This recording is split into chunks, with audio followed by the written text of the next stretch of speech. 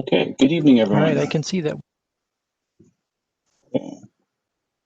So before we get started, I'll remind you all to keep yourselves muted if you aren't speaking.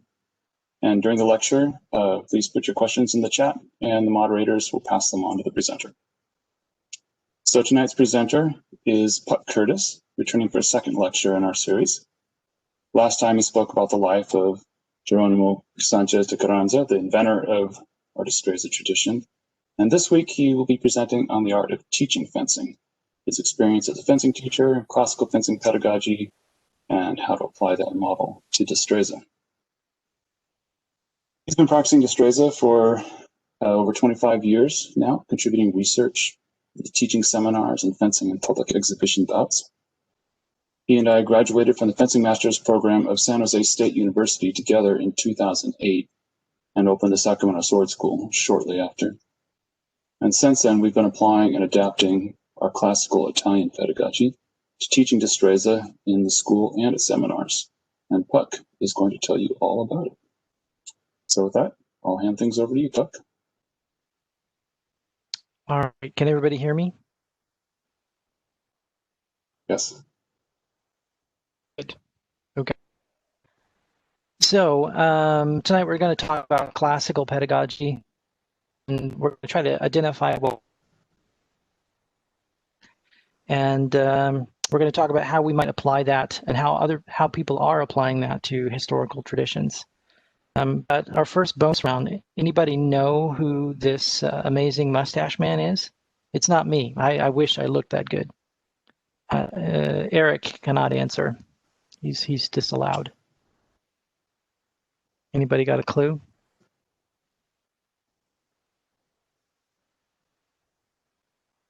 Nothing in the chat.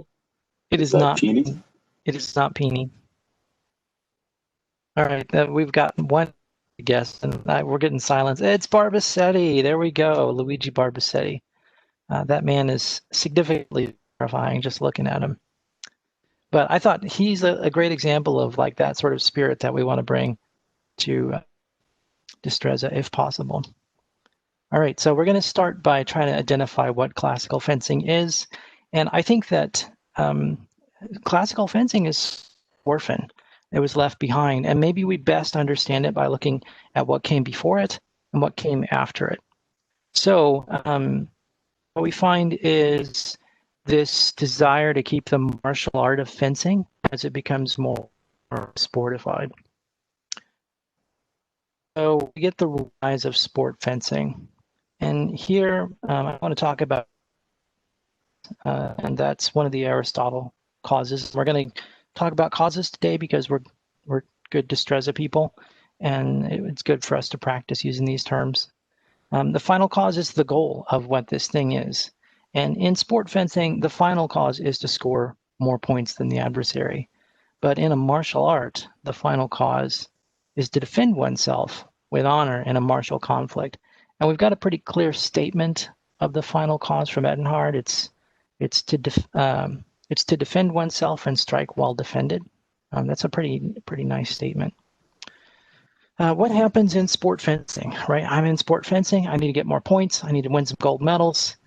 So we need more speed. And we get more speed by taking the weapon, by taking mass, especially out of the tip.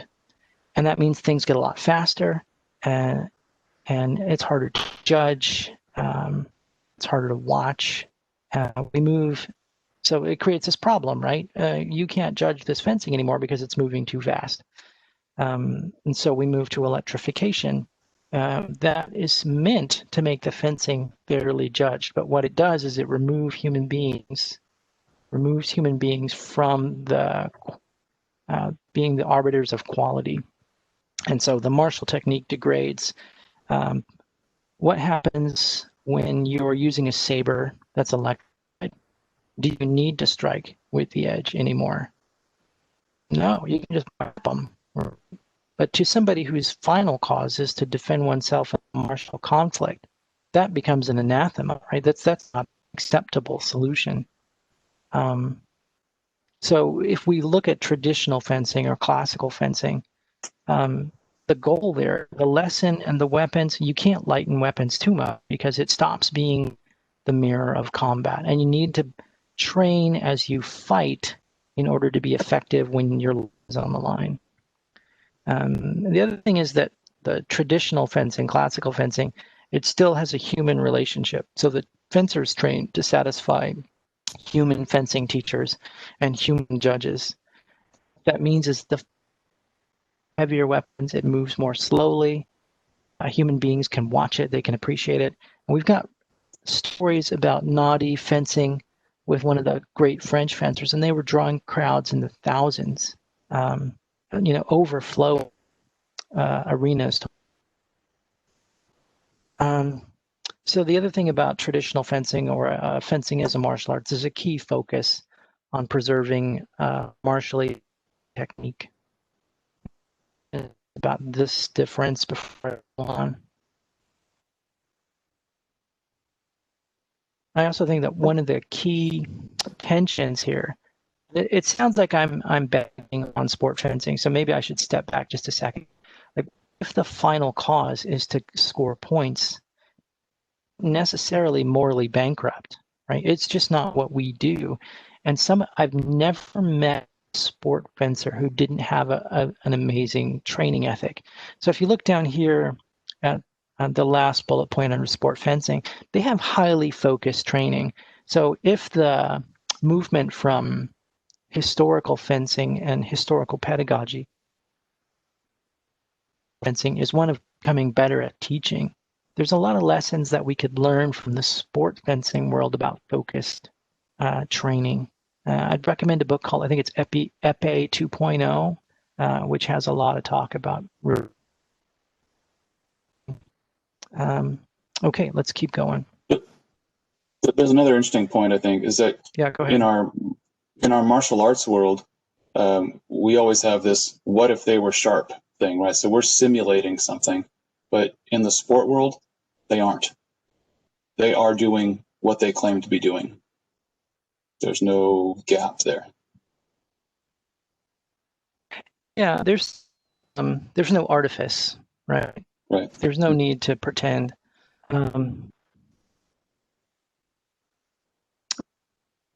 Another thing about classical fencing, a fencing tradition is an expression of a culture.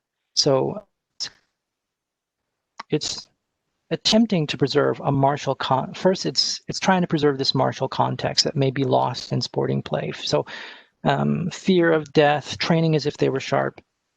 These are things that classical fencing is going to try to protect as it teaches the system.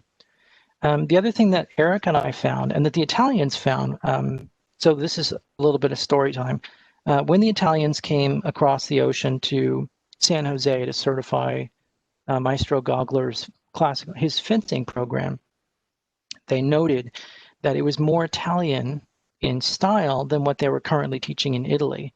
And what he'd done, whether by intention or just by happy accident, was he'd created this little lifeboat of fencing, Italian fencing technique for older style fencing. So actions, as the fashion of modern fencing has these rising and falling tides, and historical actions drop by the wayside because they no longer work in that climate.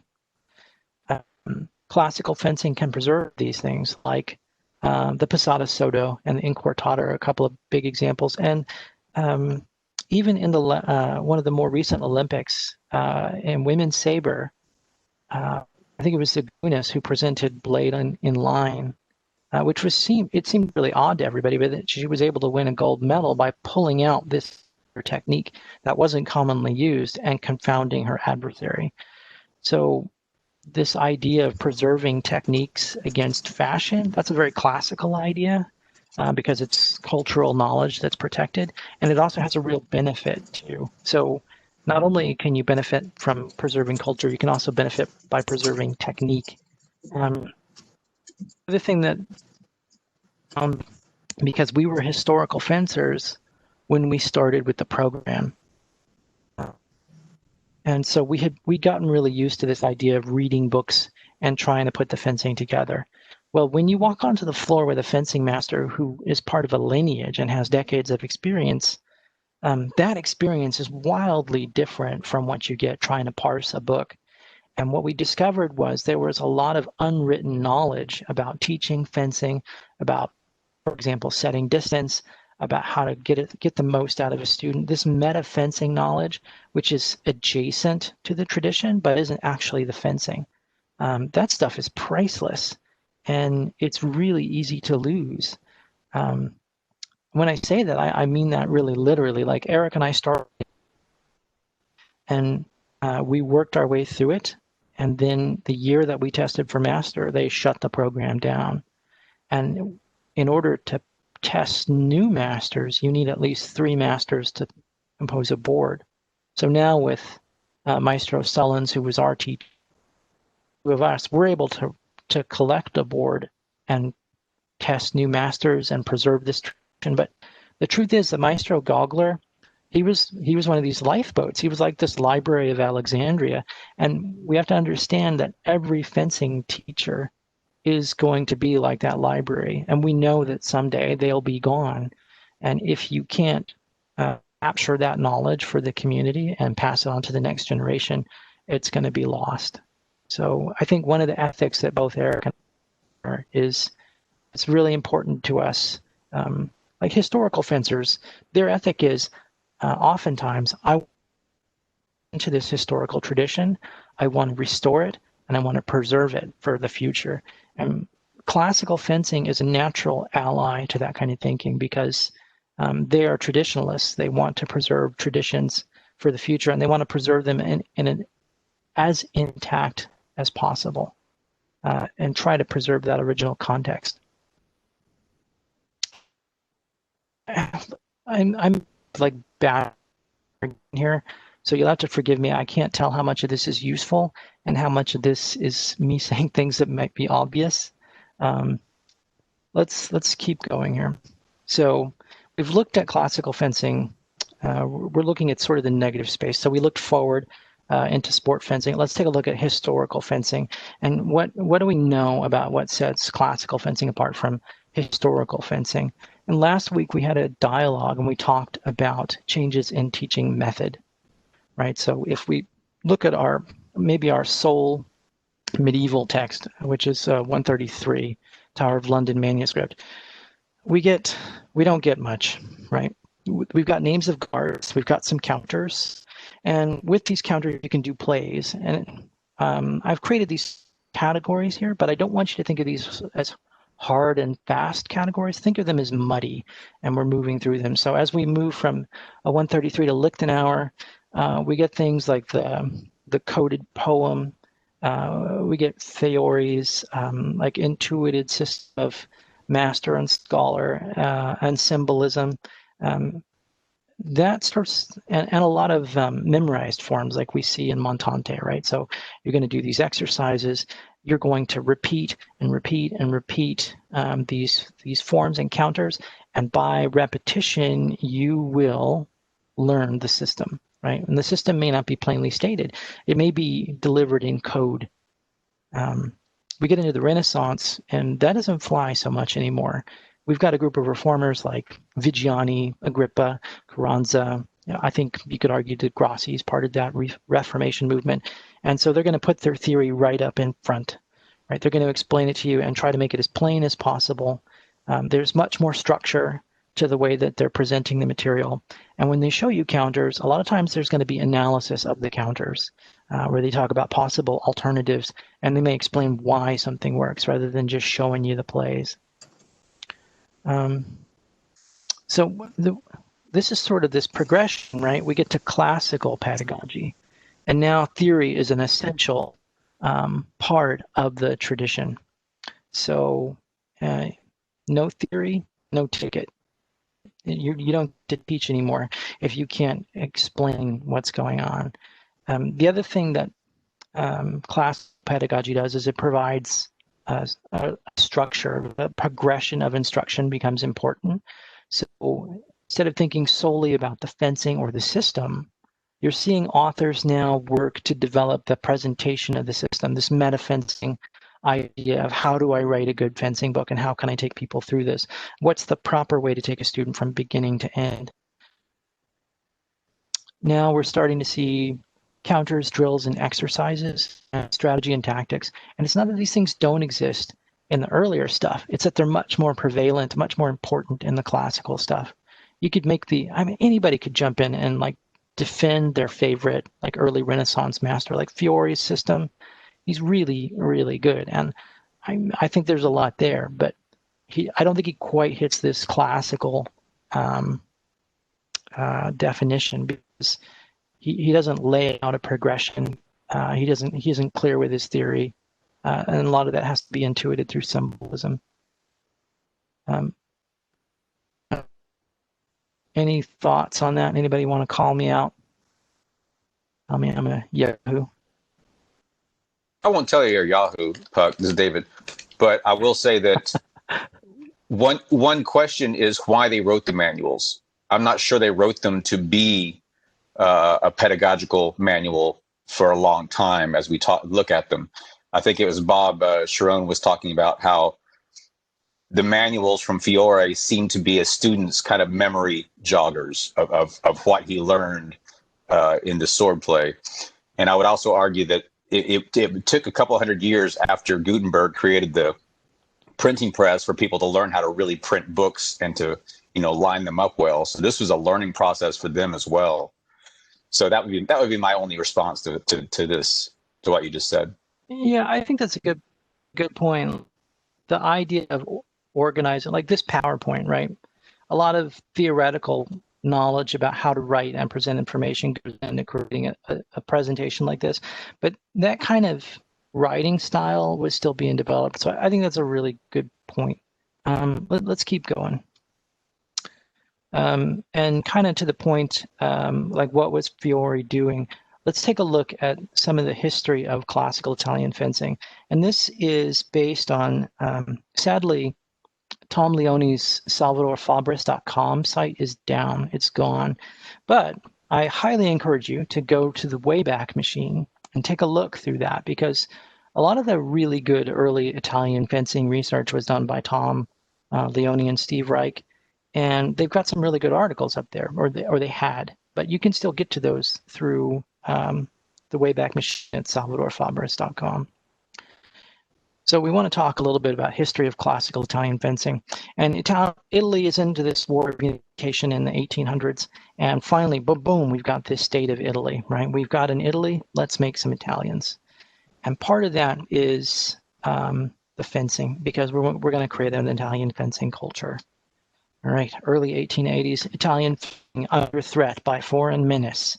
Now, this is not something Destreza has ever had a problem with, right? Except it totally did. We see at this point sort of the collapse of Spanish fencing and Destreza fencing. So we've got these two countries sort of, very closely aligned. One, Spain, it's having this problem with the invasion of French fencing, and Italy facing the same problem from the north side. What are they going to do? They have this problem. They want to preserve their culture and their fencing identity from this foreign menace. So they host a national competition. A commission is formed by this newly created Ministry of War, and they create a contest for the best Italian fencing treatise that they're going to use to solidify their national tradition. Now, the problem is the northern fencing in Italy is corrupted by this French influence, and the Radiellian guys, they carry some of that with them. So a little bit of a conflict there. What are they going to do? How do they make it fair? So fencing books are submitted anonymously to avoid bias. Then the Ministry of War, they pull out these books, they go with swords in hand, they try this stuff out, and they make a decision as to which one is the best. And out of these books, one is going to be chosen as the basis for a national Italian fencing curriculum. So there's a few things in this that I think are interesting, and that I think help us sort of learn some things about classical fencing. What's the goal of this? It's clearly to preserve a piece of culture, but it's also a contest in how to present the tradition in a way that's clear. Those are the two aligning forces, and it's about martial efficacy. All right, so in suspense, who's going to win this competition? it turns out that the winner is this guy who was in his early 30s. It's sort of a shocking turn. And he is not a reincarnation of Carranza. I know he looks a lot like Carranza. It might be the only photograph we ever get of Carranza, but it's not Carranza. It's Mascianello Parise, and he is from Naples. He is a master of the Southern Italian style. And the reason why he feels so Italian is because they're further away from the French, so they have less French influence. He was born into this fencing family, so his father and his uncles were fencing masters. He fought in the wars. He's teaching as a master in Naples, and he's just a pup, right? He writes this really brilliant fencing book in his early 30s, and he wins this national contest, and everyone's sort of amazed, and the Radiellians are really pissed because he didn't win. So what happens to this guy? 1884. He sort of finds himself in the same place that Pacheco did. He is now the technical director of the National Fencing School in Rome. What is he going to do? He has this book. So like one of the first things that he does is he brings in Radiellian saber teachers.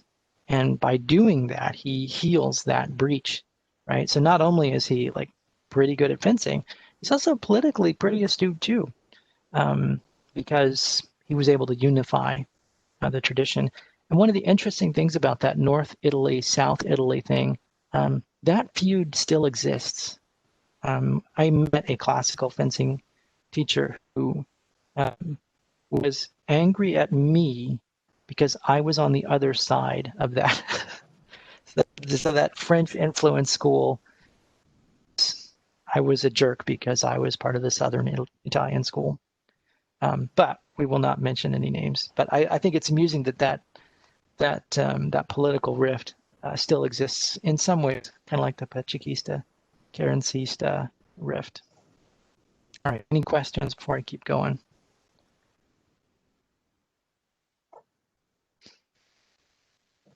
No Part of the questions. reason I bring this stuff up is because, yeah, questions?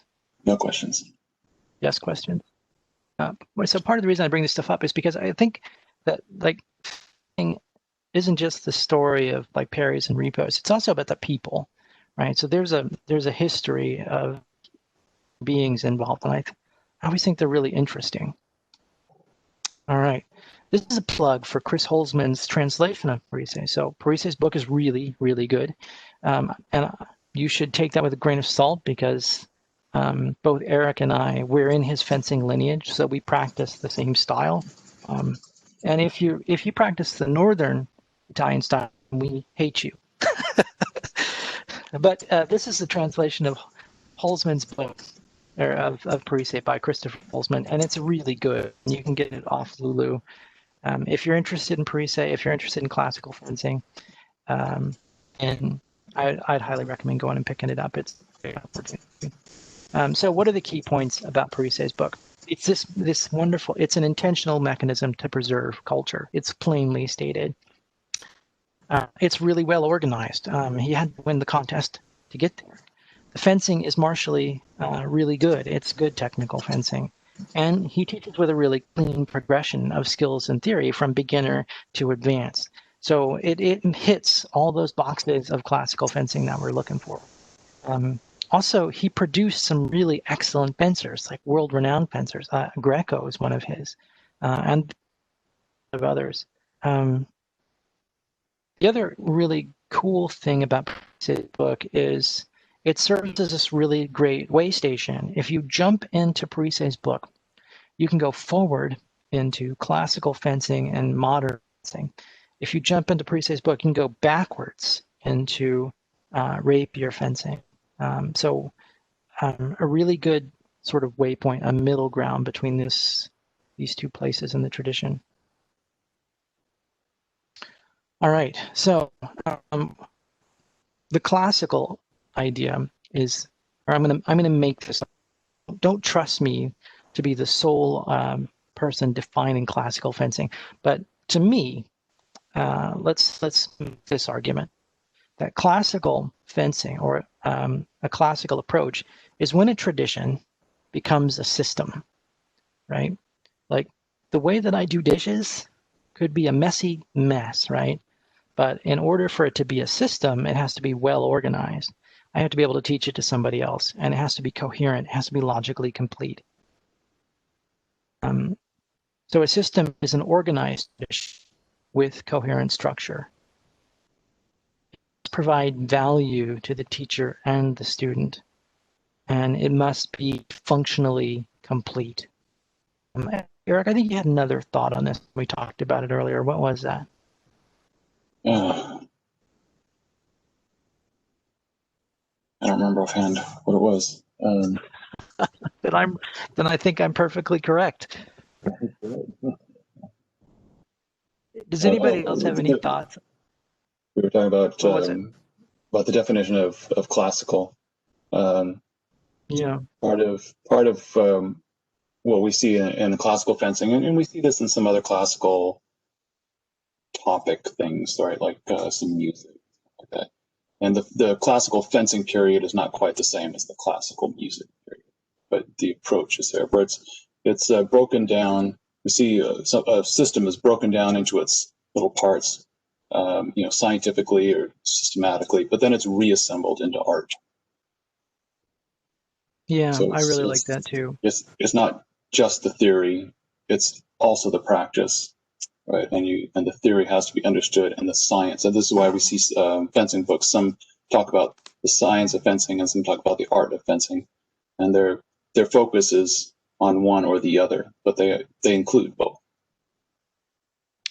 I think I should also reading Evangelista, kind of prepping for this, and he's point too, because he talks about classical fencing. He prefers traditional fencing, which is why you probably hear that dropping in my speech right now, because I've been thinking about him. But he also says that classical fencing, the idea that you would use classical fencing as an excuse for poor effectiveness in fencing is an anathema, right? The idea that you use form as an excuse, because his argument is that classical fencing is form with function, right? There's no point in sort of masturbating to form if it isn't working correctly. And I think we can see a lot of that. Forgive that phrase, that's a little off color, but we can see some of that discussion happening in historical fencing as well. So my argument there is that this is something that Steve Hicks tends to say, but he says, do what the book says and keep doing it until it makes sense. And I think there's something to that. So can't afford to use our historical fencing as an excuse to fail, but we have to give every effort into finding and realizing that good technique. All right, yeah. we got a little derailed. I need to keep moving because I'm not sure what time it is and how many slides I've got left. Okay, we've got it's just before 7 now, and we had 2 questions come up. One is value to the student seems obvious, but can you talk maybe a little bit about what it means to have value to the teacher? I think that may come up a little bit later on. And also, when is a system complete? How do you judge that it's complete enough to be called complete? Oh, I love that too, right? So it's complete when you know it's complete.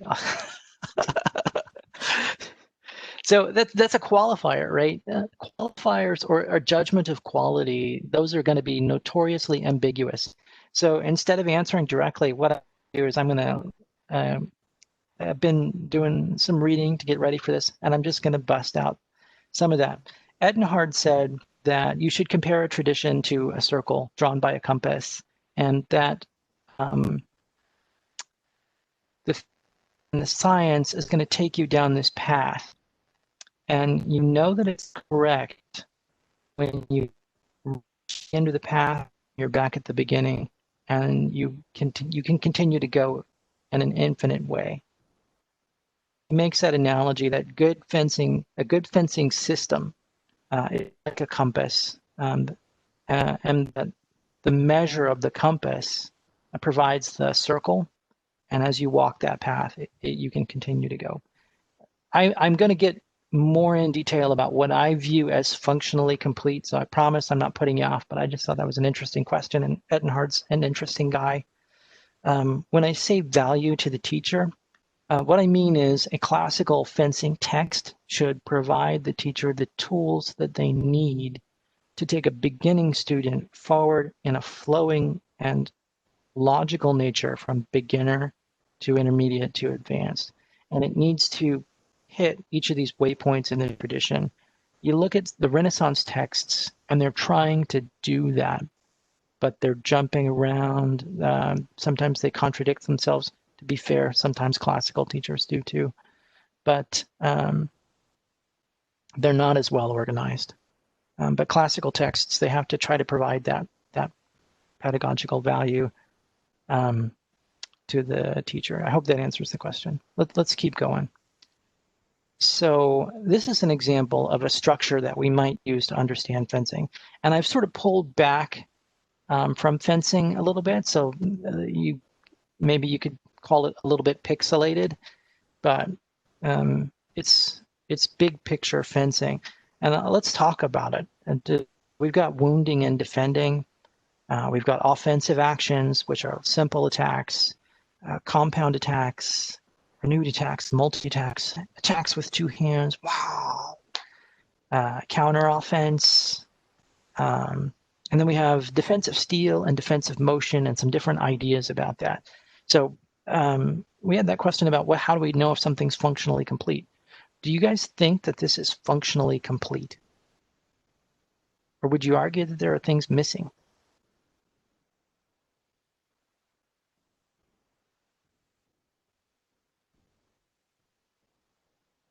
Missing. Missing. Okay. I see a couple of incompletes. And that's I'm kind of leading you down that path a little bit. You know, I wouldn't ask that question if I thought it was complete. Or it could be that I thought it was. I'm just bad at fencing theory. Both of those are entirely possible. Okay, so let's take a look at the previous structure. Can we put a Tahoe in there? So I'm going to ask that first question, and we're going to jump back to the slide. Does a Tahoe land in here, and where does it land? Can somebody kind of point it out?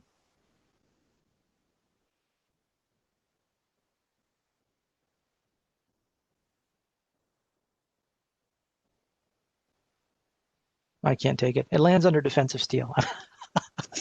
Did I just stomp all over the? It lands everywhere. Okay. All right. What about the half reverse? That lands under the offending section. What about acometimiento? Where does that land?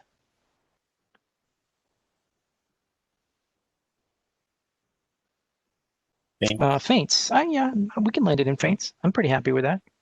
I might land it in multi-attacks because I'm right and other people are wrong, but you know, we'll put it in feints for tonight. What about parry riposte? Parry riposte, where does that land?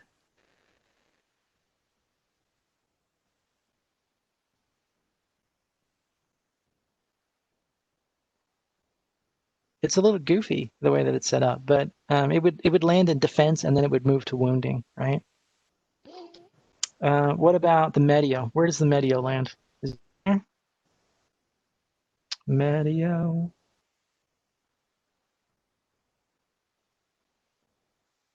Defensive motion. Interesting. But everywhere. Yeah, it's a little messy. We're starting to get messy because which medio am I talking about? Right? Am I talking about medio de proporción?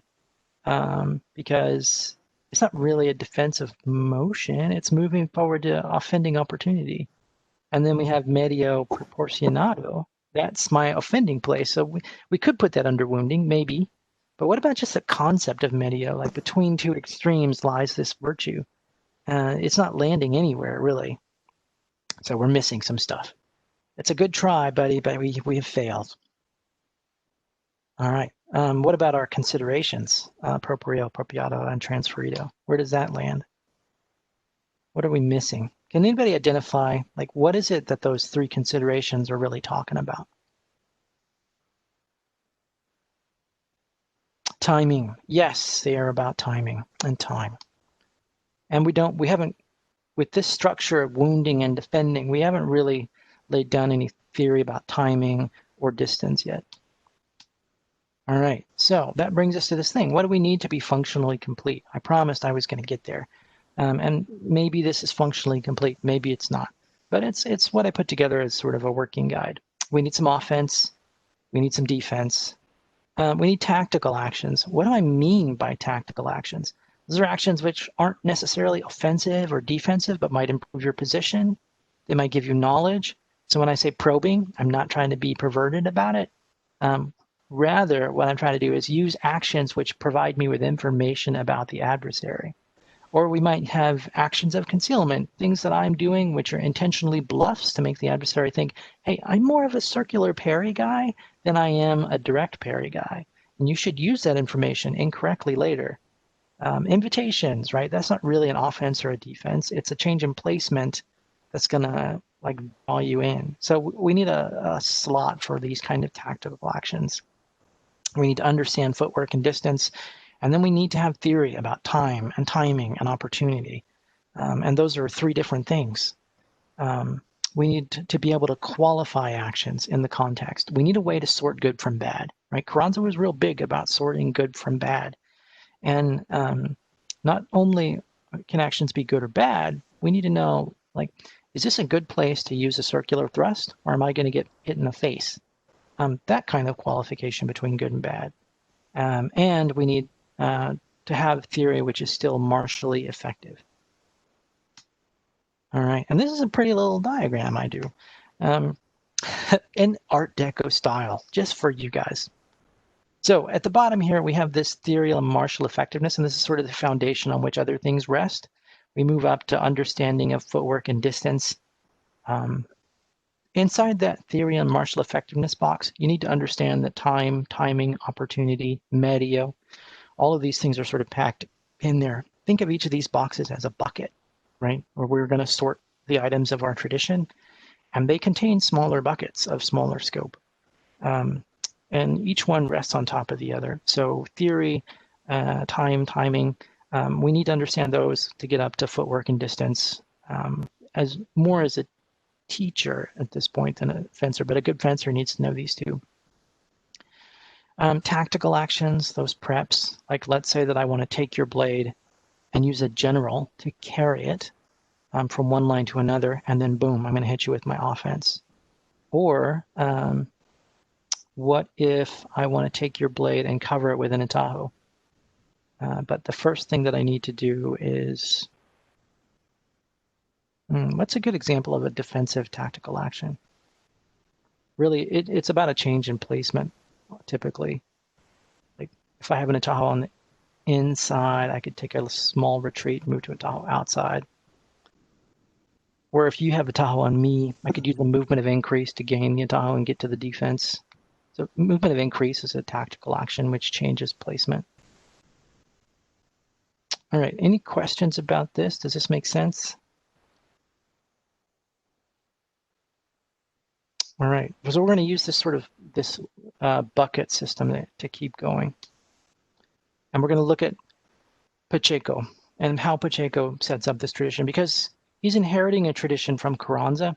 And Carranza, he's really a meta fencing text with some fencing. But we know that inside San Luca de Barrameda, like he was teaching, and people knew what was going on, and he was creating this system of theory. We see it leave San Luca de Barrameda inside Thibaut. We see it leave from the books. And we see different people picking up this tradition from him. So Pacheco's problem is he's got this messy fencing book, right? It's got tons of Aristotle in it. It's got Euclid. It's got all this other stuff. It's got Galen on medicine. Oh my God, what the hell am I going to do? So he's got to sort out this mess. And really, if you think about it, like Pacheco is a classical guy. He's what I would think of Pacheco as proto-classical. For all that he's a jerk, this guy, he loves his buckets, right? He loves buckets, and he's going to sort the whole thing. He's going to make new buckets. He's going to make pretty buckets. Don't take a drink. I'm saying nice things about Pacheco, even if he is a jerk. Okay, so let's take a look at Pacheco's buckets and how he starts to organize this tradition. He's really close to being a classical text. I would argue that the way that he structures his texts are really goofy and meandering. So he sort of loses focus. Like a really good classical text is concise, right? Which is not something that I'm burdened with. I'm never concise. All right. Pacheco's got this structure, right? And I was telling Lois about this because she is translating the Pacheco's treatment of Carranza's text in the compendium. I think that Pacheco was looking at Carranza's glossary, and he found this definition of universal in particular. And I think Carranza says that a particular technique is a simple attack, right? An attack executed in a single action, not necessarily a single movement. And so Pacheco sort of latches onto that particular. And then Carranza says atajo is universal. And Pacheco's left with this problem. Now, if you know the way that Aristotle talks about universal in particular, you can see that, like, if this is what Pacheco really did, he sort of mangled this glossary definition. He's about to commit sins against Aristotle and commit and do some things that are a little grievous. And we'll talk about untangling that a little bit. So we've got these universal defenses. We've got right angle, we've got a Tahoe, we've got movement of conclusion. Boom, we've got a bucket. All right, defense, universals. Defense, non-universals. Engagement, or aggregation, and deflection, both not universals. And then we've got movement of diversion, which Pacheco uses a lot. Everybody uses it a lot. It's not one of the universals. It's more situational. So I love it. We use it, but it doesn't quite fit in Pacheco's world. It's a little goofy. Offenses, generals. Pacheco likes generals more than he likes the particulars. Weird, I know. We'll take a closer look at that. So we've got narrowing, weak under, weak over, line and cross. These are spirals, terminating with thrusts, the way Pacheco likes to talk about them. Offense, the particulars, thrusts. Some of these are glides, some of these are thrusts at liberty, and some of these are circular thrusts. And then we have half cut, half reverse, full cut, full reverse. Okay. And then another sort of guy hanging out without really a category, commitimiento, these compound attacks. And like my working definition of this right now is a dynamic attack delivered with the intention to strike, but also with the ability to redirect to a new line if the adversary commits a defensive dispositive movement. And we may disagree about feint or not feint, but that's a strong discussion to have with drinks in hand, and then swords will be drawn later and somebody will bleed. Okay, and they can be perfect. Perfect targets the face, imperfect targets the arm or the leg. And then we've got this sort of uncategorized piece of theory, but it's what I would call a tactical movement. Movement of increase, strengthening in the bind, and weakening in the bind with movement of decrease. And this gets tricky. Different authors talk about this in different ways. Really, the best way to understand this is that the author may not be clear because a movement of increase automatically gives your adversary a movement of decrease, right? So you'll hear them talk about saying, my movement of increase gives a movement of decrease appropriato. Yeah. I knew that Tim was going to be reaching for that keyboard as soon as he saw this one. This was just classic Tim bait. Lovely. I do know you very well. Yeah, Tim, you couldn't resist. Okay. Then we have footwork in distances or places. Sometimes you'll hear people talk about the defensive medio and the offending medio as distances, and that's not wrong, but I would make an argument that they're places or contexts. And we're not really going to talk about footwork much, but understand that this is also part of the theory. And then we have this middle medio, which Pacheco doesn't use, but shows up in all sorts of other places. So I included it here just because. Time. So we've got this understanding of time. We've got a movement-based vector notation, which in most ways is superior to what I would argue it's superior to the Italian time system. And I'm not going to argue. I'm just going to say it's superior. The Italians can go suck a duck. And movements are going to be either dispositive or executive. And we'll defeat dispositive movements with right angle, and we'll defeat executive movements with the Tahoe. And we have timing. So the difference between time, fencing times, the amount of time it takes to complete movement, as opposed to timing, which is when you're going to do something. And the wins are relative, right? Before, during, and after is relative in the same way that big and little is relative. Like I'm big compared to my son. I am not big compared to a mountain. Before relative to his compound attack, or before the thrust, which is the terminal action of his compound attack. So before and after, these are relative, and you have to have something to have a relationship to really understand what an author is talking about. We have a request to expand on the medios as places versus distances. Okay. Well, in the lower plane, you're going to see these places sort of drawn on a map, right? When I say a place, it could be a range of places. So there will only ever be one distance, but a circle is going to provide us a range of places. And those places are dynamic, such that they're defined by your ability to defend yourself and present an offense.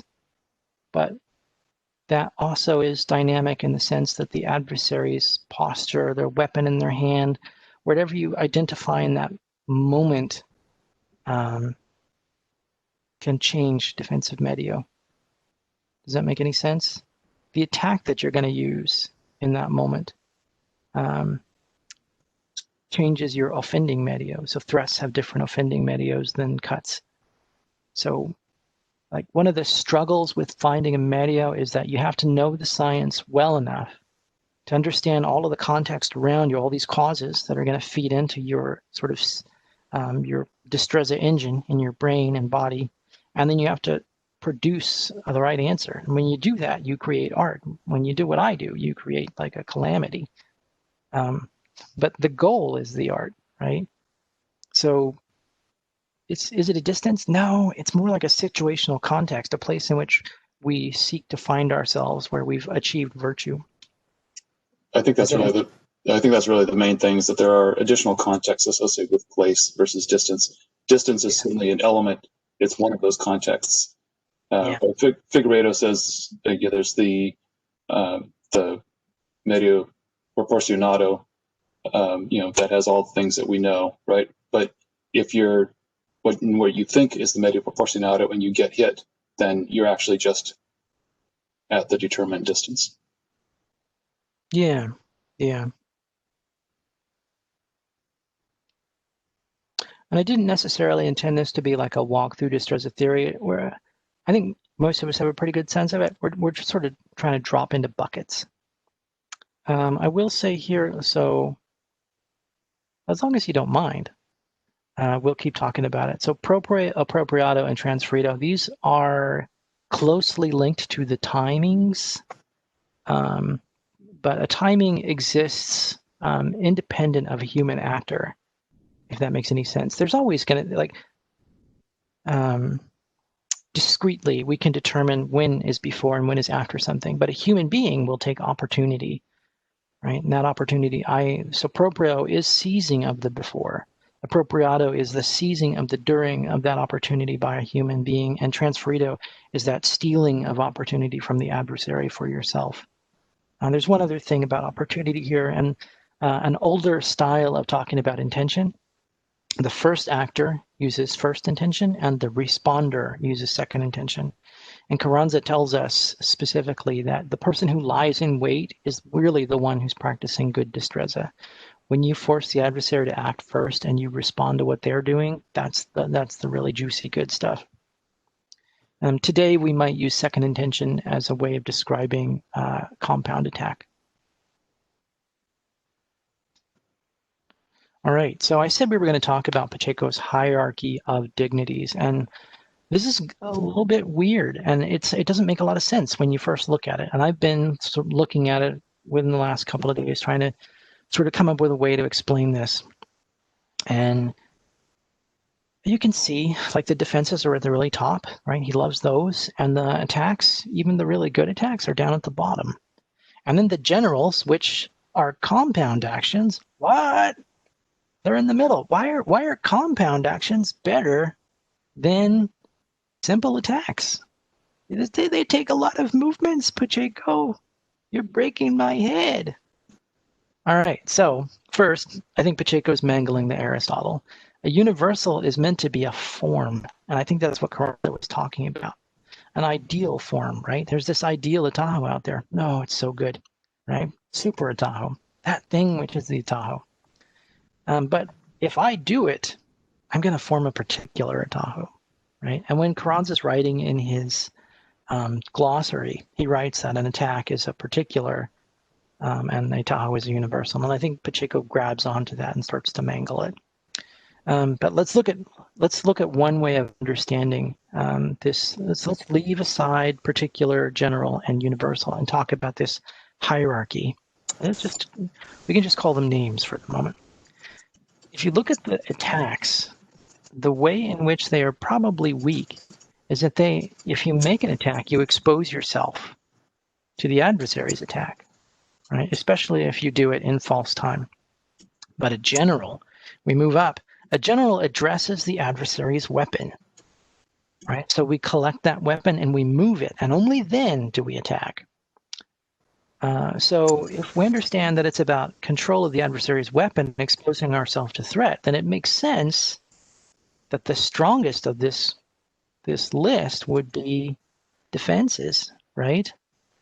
Because we're directly addressing threat. We're trying to control threat. I think that's the way to understand these dignities, is that particulars expose you to threat, while the generals will try to collect that threat, and universals actively prevent it. Any questions about that or thoughts? Yeah, that's the question. Does Pacheco change his mind on these categories depending on his book, or does he stay consistent? I think he's consistent. Tim might be the guy to ask about that because he's reading more Pacheco right now than anybody. Incidentally, he's on the line.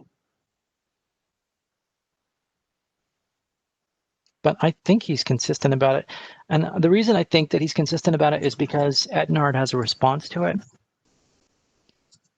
So now that we understand Pacheco's hierarchy of dignities, or we think that we do, let's take a look at how Etenhard qualifies actions as good or bad.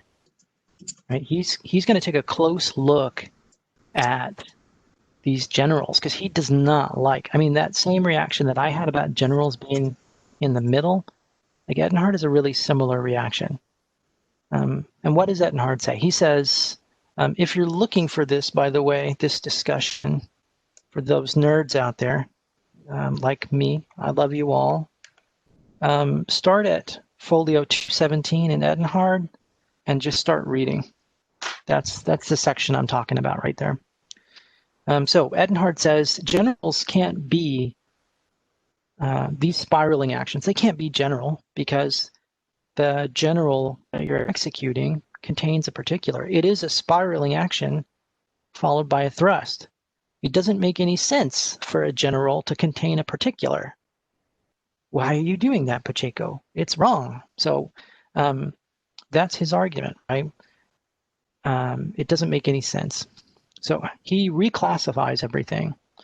And I want you to start at the bottom of the slide, okay? So at the bottom of the slide, you've got this first class, these weakest actions, and these are circular actions which reduce the reach of the fencer. So full cut, full reverse, half cut, half reverse. And they will expose you because they have dispositive actions.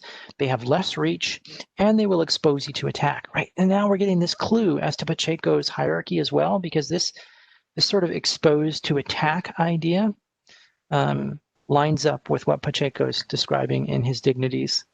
Then we get to the second class of actions. it's right angle and thrust, and he calls it the general disposition of right angle. So now particulars are this first class, those are weakest, and now he's solved Pacheco's problem by making the right angle the general. So, okay, defense of the right angle's in there. And then what's better than right angle? I hate to tell you, Caden, but better than right angle is a Tahoe. Caden had an entire presentation, an entire lecture about how right angle is way better than a Tahoe. Well, he's totally wrong here, according to Edenhard. Disposition of a Tahoe is what Edenhard calls it. He calls that the third class, and that's control of threat, right? So we're starting to see potentially how this lines up with the dignities. Fourth class, the ability to break the Tahoe. So if you increase strength in the bind and you decrease strength for the opponent, boom, you're able to bust the Tahoes. So that means that fourth class is this Tahoe breaking action. And then fifth class, the universal power of privation, you get a conclusion on somebody, but blam, it's universal privation. They are done. Do not pass go. Do not collect 200 pesos. Come to me for lessons if I don't cut you in the back of the head. So Eric and I were, yeah, game over, man. It's, you got to nuke it from orbit. It's the only way to be sure. Conclusion City. The thing about conclusion, Eric and I were both having kind of a laugh at this, is that like finding yourself. If I woke up and I had a conclusion on Arnold Schwarzenegger, great. That's not going to happen. I have to cross that wild country to get that conclusion on Arnold Schwarzenegger. And, I get the feeling he's not going to be real cooperative about it. So I think heading into movement of conclusion is a really dangerous gambit, but being in one sure is great. So I see Mr. Howden over there speculating on how he would organize, and that's exactly the kind of thinking you're thinking to yourself. I think I could do a better job, right? That's because you guys are like trained classical thinkers. You're thinking, you know what, I could come up with a better organization for this. So what we're going to do now is we're going to look at alternatives, right? How could we do this? And I'll let the cat out of the bag that Eric and I don't teach our students in the dignities or the class methods. We have our own sort of razor for putting this stuff together. And we don't necessarily call it the movement razor. But this is something which I came up with a name for it for the slide for tonight. And that idea is an action with fewer movements or smaller movements is superior to an action with more movements or larger movements. And that is how we categorize our offense and defense. So you look at thrusts, boom, they're super hot, right? One movement. You can't do much better than that. If I can hit you with 0 movements, I would, but I haven't figured it out yet. Half cuts and half reverses, at least 2 movements. Full cuts, full reverses, at least 3 movements. Generals, they function as compound attacks. They're an action on the blade followed by a thrust. And then acometimiento, it's a little goofy. Where do you want to put that? I sort of think of it as a bonus to the offense section, a multi-attack. If you're going to use it as a feint, you expose yourself to a counterattack in the feint. If you're going to use it as a dynamic attack with intention, you're probably going to be okay. And then our defenses, we organize that by fewest movements, and we also organize it by distance to adversary. So right angle, fewest movements to achieve it, has greatest reach. A Tahoe, you're going to be closer to the adversary when you get this than you would with right angle typically, and you have less reach. It has more movements to get there. Movement of diversion is only one movement as you're lifting that arm to cover yourself, but the context for that is really situational. You have to be under the adversary's Tahoe or something like it. Deflections. You sometimes see the authors pull out a deflection, but the argument against those is they lack natural power, so they get demoted. And then for me, movement of conclusion is super dangerous, and you really want to start with a Tahoe or a diversion before you move into those. Otherwise, you're going to get in trouble. Oh, any thoughts on this before I move on to another razor? I think the problem is that when I go out and teach this stuff in the wild at seminars and stuff, this is the way that I tend to organize it. So if this makes sense to you, it's probably because I've corrupted you and you were a bad person for listening to me. We have a comment that Otaho is both of these categories. Offense and defense? Ooh, you have stumbled into the most wild Destreza argument.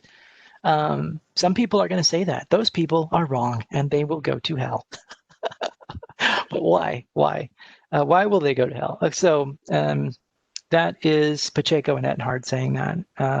Ettenhard, he's still, for all that he likes to disagree with Pacheco, he still like plays it pretty close to old Master Pacheco's style. And what he says is that if an Atajo were a treta, it would end with an attack. But Atajos are defensive actions. They don't end with attacks.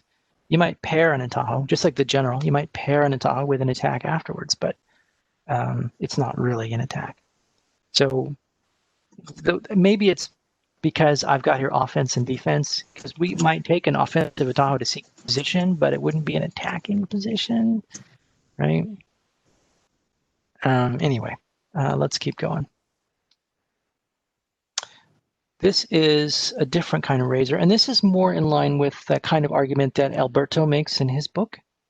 And I want to feel you guys out on this. We don't want to necessarily be too critical of Alberto. He's a really talented fencing master, and he trains really good people, and he's certified a new generation of masters, which is going to be something that we're all going to be thankful for going forward. But take a look at some of these arguments. Changes in the clothing, and hey, we're Destreza people. By golly, we're going to practice using our causes, right? So let's rub our little hands together and take a look. Material cause, that is of which the thing is made. So the changes in the clothing, the weapons, and the equipment necessarily require that we change and update the practice of the tradition, the theory of the tradition. And the final cause, what is it for? If the goal is to succeed in competition, we must change and update the tradition. You might argue that Rada goes this way when he changes the Atajos. Efficient causes, those are the people, or the like, if a building is what we're talking about, the architect would be the efficient cause, the agent causing it. Modern practitioners will fence without the fear of death, and their practice will reflect it. And then formal cause, this is the trickiest one to sort of argue with. It's the design of the thing, right? If the theory is going to land anywhere, it's going to be in the formal cause, the design of the tradition. But you could make the argument that the design of the tradition allows for changes, right? That's part of it. Now, is this a classical, do you guys think that this is a classical way of discussing historical fencing? Like from a 1 to 5, let's do our 1 to 5 survey here. So a 1 is, I disagree. This is not a classical way of examining. This is more of a sporting way. And 5 is, I strongly agree.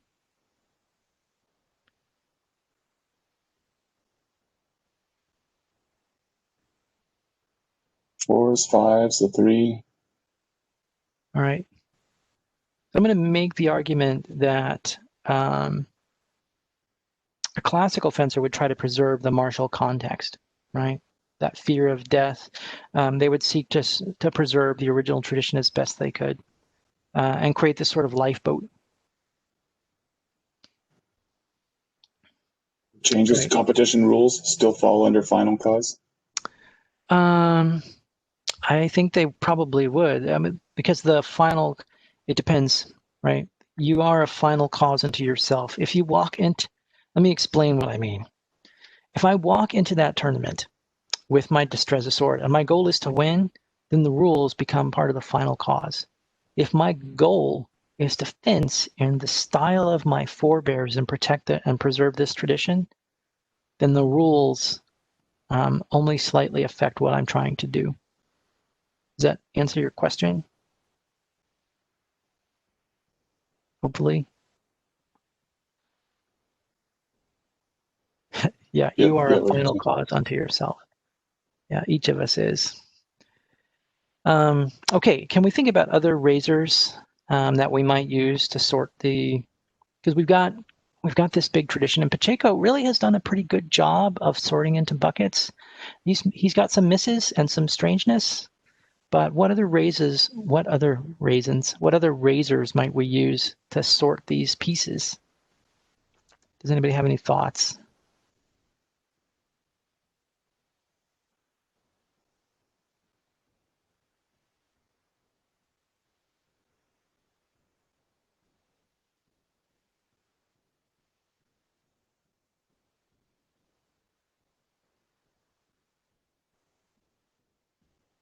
No. All right. Well, and then I'm going to make Eric tell me a razor. He's a classical fencing master. By golly, he's got to stick up for the tradition, my dude. So many razors. Well, we can judge the effectiveness of a specific technique or the appropriateness of a specific technique. I guess that's the application of it, huh? Yeah, but we could delve down into that, right? So we could say we qualify technique by how well it works in bouting, and we could measure that, and then we could use that to sort. That's sort of a sporting way of doing it, but it's not necessarily bad. All right, let's keep going. I still have more. I don't know what time it is. Okay, it's 7:30. 7:30. We have about 25 minutes. Okay, so we've talked a little bit about classical fencing ideas, developing an idea of how it works. One of the things that attracted Eric and I to the Fencing Masters program, I had been for a long time, and it took 10 years to get really any good at fencing to the point where I was recognized, and that's because the SAA doesn't really have a training program. It's catch as catch can. So about, well, what is classical fencing? Well, the SAA is really not classical fencing. What you're going to get is you're going to get a bunch of tricks sort of handed to you piecemeal. There's very little consideration about what's good for the student. And you're going to find pockets of good training out there. But, when I came up, it wasn't really there. So I was starting to create that. Where I live by looking at historical sources and trying to organize the material in a way classical-ish, and then teaching it to people. And what I really wanted was, we moved out to the West Coast, Erica, and I linked up, made good friends, and then boom, we're studying under Maestro Solons, and classical pedagogy washes over us. And it was so good, right? Teaching somebody from a system. Let me be more clear about that. You can teach somebody a tradition of fencing, and they're gonna, right? But if you teach somebody from a system, a tradition of fencing, using a system that is well organized, that provides you the tools that you need, bingo, bango, bongo, you're gonna really do great. And I had guys, this is not necessarily my personal ability, but we had somebody pick a beer, study for a year. At the beginning of the year, he went and he lost every bout at the tournament that he went to, Golden Gate Ren Fair tournament. At the end of the year, he trained in a system, right? And we prepped him for the tournament. He went back and he won, right? That's the strength of a tradition backed by a system of pedagogy. So we're going to look at some of what these pieces are. All right, first, somebody walks into the school, and we need to understand what beginners are like, right? And what are the things that beginners need, and what are the things that intermediate fencers need, and what are the things that advanced fencers need. You walk in, oh my gosh, fencing is magic. I want to have this sword fight, and I saw this movie and Luke Skywalker, and I just really want to hit people. And if you walk into a modern club, I think Eric was the one that said this. He said that they're going to use this magic trick to convince you that the sword fight isn't what you really want. You want the medal, right? That's sort of a bait and switch. You want the sword fight, but what you really want, you want to get this medal, right? This trophy. The nice thing about historical fencing, they walk in, they want this. You're like, you're gonna get the sword fight. Come, we will teach you the sword fight. That magic that they have, you can keep it as long as you treat them well. And the trick there is understanding progression and flow. So when somebody walks in that door, they need order, right? You can't show them chaos. They need something predictable. They need a lot of guidance, and they need rote memorization. And we talked about this last week, right? The strength of rote memorization, something in chunks that they can easily digest in pieces. And there's a progression in that. As you move towards the middle, this intermediate level, heavy guidance, there's a little more chaos. Things like now the theory is starting to serve its purpose, and the students starting to see what's going on, and they can predict where the theory is supposed to take them. And then when they get to the advanced level, those people, they don't want rote. They want creativity. They want randomness. They're like, it's a slide. I call it creativity, but what it really is chaos, right? They want that chaos, and they want to be challenged. They want some independence. And this is the place where you should expect those people to start to disagree with you, right? To challenge your thinking. That is the mark of someone who's, if you want to train zombies, Destreza is not the place that you should be. Like, you want to train critical thinkers who are going to come to you and say, I disagree with you on this. And then it's on you to keep that person engaged and let them know that it's okay to be critical and help push them in the direction that they want to go. And you're gonna introduce lots of randomness and chaos into their practice so that they develop the ability to paint outside the lines in the messy bits. All right, does that make any sense? Any questions about that? Do you like this nice Art Deco style graphic? I did it in paintbrush. If I was an artist, I would do something else. Okay, so let's talk about challenges for a beginner and what it is that they're facing. They have some key needs when they walk in that door. I try to say growth needs, but the truth is we need to understand what are beginners bad at, right? They need some help. They're bad at technique. They need to develop their theory. They have no sense of distance, really. Not any more than the natural sense of distance, which most primates have. They don't understand initiating tempo and the speed in their phrases and the transitions from one action to the next. They're going to be a mess. And free fencing, oh man, they need some, but you really have to pay attention to what's going on there. What are the tools in our toolbox for this? A beginner needs a lot of individual attention and a lot of feedback. And you have to be really careful with how you do that, because they walk in with that magic, like walking into a fencing school on your own saying, I'm going to look up the school on the web. Oh, there they are. I'm walking in. That is one of the bravest things that a person can do, right? To just expose themselves to somebody else's criticism and feedback. And so how we deliver that feedback is really key to keeping that magic sword fight in that person's eyes. We're going to teach them simple actions. We're not going to teach them to do stuff in time. So if they're not going to respond to motion, we're going to carefully coach them through the timing of an action with commands, verbal commands, and hand signals.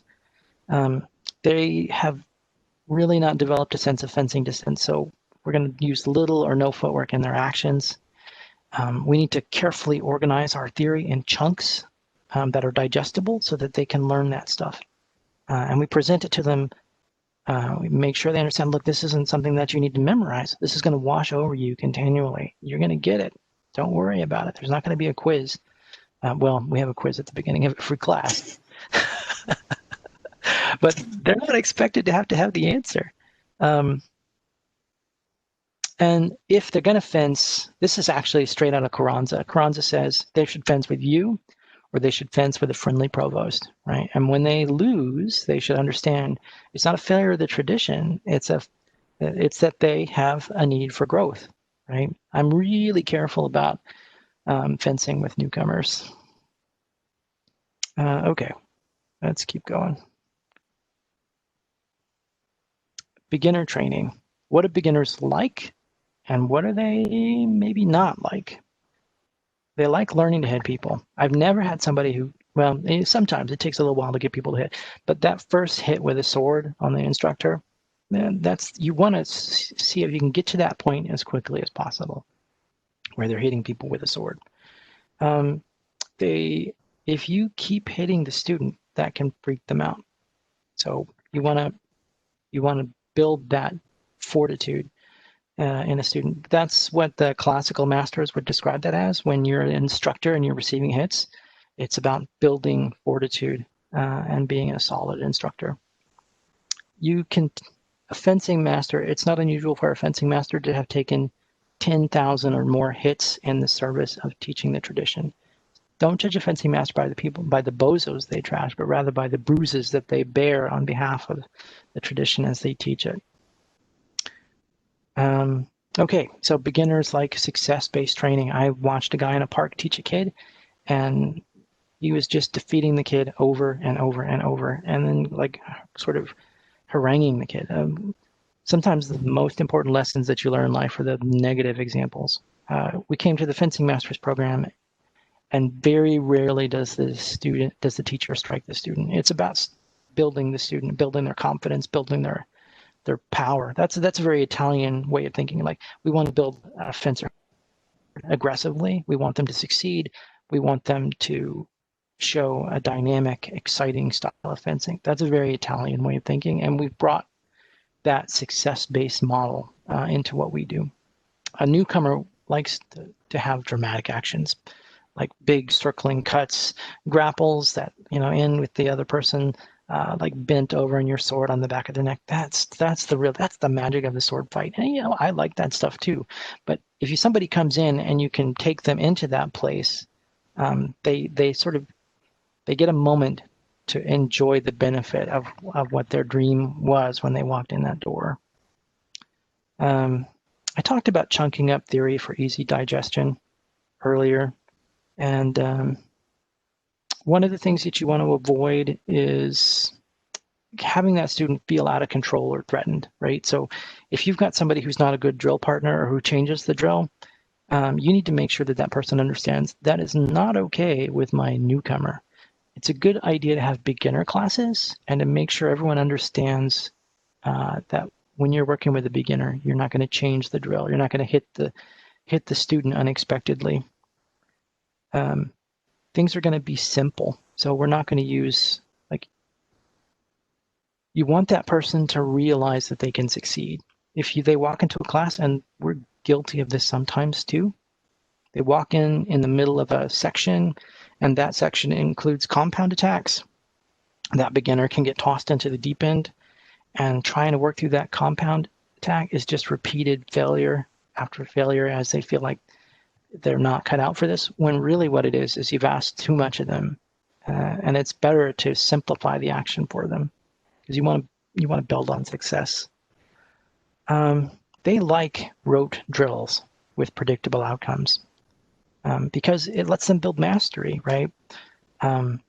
They can see the beginning and the end. They can work their way through it. They can build some skills and show measurable, steady progress. Another thing that's a problem for beginners is trying to coordinate different parts of their body. I say that this is actions which require learning and coordinating across multiple axes. But what I really mean is trying to walk and chew gum in a sword fighting sense. So trying to add a lot of footwork at the same time that you're doing a lot of blade work, at the same time you're trying to solve a timing puzzle. That's 3 different axes of difficulty. That's way too much. You want to simplify so that they're working on one particular feature, right? If I'm teaching somebody an Italian lunge, the first thing that I'm going to do is I'm going to cut out the footwork. I'm going to stand super close. And the first thing that they're going to do is they're going to extend that arm and hit me in the chest without moving their feet at all. Boom, boom, boom. And I'm teaching them that the first part of the lunge is getting that arm out there. Then I'm going to take a step back. Now they can't reach me with that extended arm, so they're going to extend that arm, boom, and then they're going to fire the legs, right? But what have I done? I've done chunking, right? So the first thing that they had to learn was the arm. The second thing they had to learn was the arm leads the leg, right? So we're trying to keep things on a single axis so that they learn one thing at a time. And you want to avoid changing the exercise. I think I mentioned that already. Okay, let's keep going. What is the theory that a beginner needs to get going, to integrate to the school successfully? The first thing they need is they need to understand safety and fencing and etiquette. We have some formal things that we do at the beginning of the class, like a salute, which just is a way that we can show respect to each other. We try to make sure everybody understands what's safe and what's not. Then the theory that I'm interested in them learning on that first week or two, it's going to be simple fencing machines, levers, and inclined planes. What's the strong of the weapon? What's the weak of the weapon? When I point my blade into a threat, how do I make an inclined plane that helps me out? We're going to work on simple attacks because I want them to be hitting people. And once simple attacks are sort of identified, then we can pair that up with defense. Footwork, we play a little loosey-goosey, but we start to lay a foundation for that. Offending medio and defensive medio, they might get a little bit of that, but it's pretty advanced for where they are. Any questions about this? This is my own personal take on it. Eric, do you have any thoughts on this? No, not really. This is pretty much straight up what we do. There's just looking at some of the comments that have come through. I mean, there's things that you always have to manage, right? Like, beginners like rote drills, but you can't give them an hour and a half of rote drills straight. Like, you've got to give them something that's interesting and exciting too. So yeah, that's a good point. That always comes into play. And then, we have to adjust any of these for what the student is doing, right? So some beginners are better at some things than others, and that reflects what they work on when they come in. Yeah. Good. Any questions from the chat? So. All right, let's keep going. This is a setup slide so that you can understand what's going on here. And what I want you to see is 1, 2, 3, 4, 5, 6, right? And we're starting on the lower right collateral, moving up to the chest, to the cheek or the eye on the right side of the cheek, the adversary's right side, and then to the left cheek, to the left chest, and to the abdomen. So this is a series of targets. It's a great beginner exercise because you're walking a clock on the instructor, right? You're going to deliver thrusts at number 1, at number 2, at number 3, at number 4, and number 5, and 6. All right, so a series of glides for beginners. This is a really good beginner exercise. What we're going to do is we're going to take this exercise and we're going to show how we would tweak it for somebody who's an intermediate student and an advanced student. For a beginner, everything's going to be on command. It's going to have a very predictable structure, right? We're going to walk around clockwise on the instructor as a target. We're going to provide that person with a lot of continual guidance and feedback, especially positive feedback. When they give me what I want, I'm going to be excited and tell them that they did it right. When they don't give me what I want, I'm going to say, let's try this. We need to adjust this, right? Once they get it, right? Because glides aren't the only thing that exist in the universe. They're just a nice starting spot. We're going to add more of the attacks of the particulars. So what is this pattern? The instructor is going to hold out right angle. He's going to tell the student, give me an atajo. He might have to explain what that atajo is. Or she might have to explain what the atajo is. They might have to explain what the atajo is. And then we'll get a glide to that first target, number 1. Same thing, same setup, but now the instructor, maybe without telling the student, that first right angle, which provokes the glide, is the arm is rigid and unyielding, right? When the arm is rigid and unyielding, that's a good cue, a pressure cue that the glide to the flank is a good choice. When you present a soft arm, right, an arm that is supple, that's a better cue for a glide to the chest. And then same thing, you can also deliver a glide to the cheek with that soft, relaxed arm. When you go to the outside, the glides on the outside line are they're so much more powerful than glides on the inside line that you could conceivably glide any of these targets with a rigid arm. or a soft arm. So it doesn't matter as much. But the thing about that discussion about what is the instructor presenting to the student is that you're trying to show them a context which is martially correct without necessarily telling them, so they start to pick up that feeling. And when I am walking down the line, looking at my people teaching this exercise, my instructor line, I'm looking for them to be showing the right cue. Instructors' cues, teaching instructors how to cue actions solves a lot of problems with fencing in the school. So teaching pedagogy up front really helps.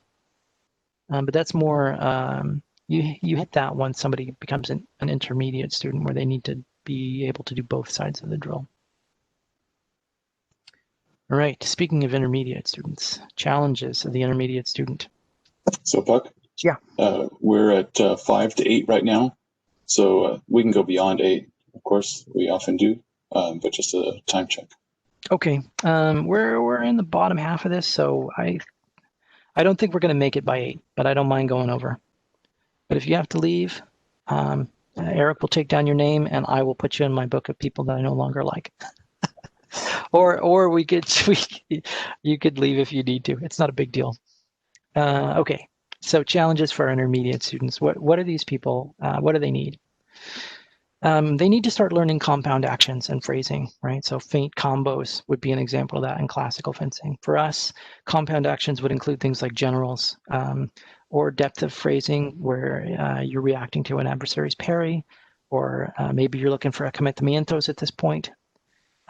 They need to move away from metronome timing, parry, riposte, parry, riposte, into martial timing where the phrases use broken timing, right? You wait for that parry, wait, parry, riposte, boom, right?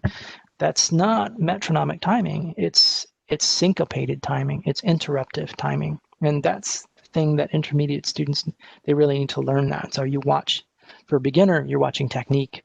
You're entirely controlling the distance. For an intermediate student, their technique is starting to form. You're watching their timing, and you're going to start helping them learn to control distance. They're going to learn to initiate tempos and what that means. They're going to have to start developing a working knowledge of the theory. And you're pretty much, they should be okay at this point to go out and fence, but you're going to want to watch them lightly, give them guidance if you're not like being too much of a helicopter fencer, a helicopter teacher, a mother hen. Pick your analogy. You can lead a dog to water, but you can't make him smart. I don't know. We'll keep mixing metaphors. Okay, so what are the things in my toolbox for this? We were using on-command actions with the student. So I want you to take the atajo. Good, now attack. That's an example of on-command actions. Now, instead of using on-command, they're going to be responding to motion cues that I give them. So I'll be silent. I'm not going to give them any hand signals. Instead, I'm going to say, when I extend my sword, you take the atajo and glide. And then I'll be silent. That sword will go out and boom, they should go. We're going to move from simple actions to generals and acometimiento. Now that they're learning their own distance and how to control that, I'm going to take less of an active role in setting that up. So maybe their actions will be, first, you're out of distance, step to defensive medio, take an atajo, and go.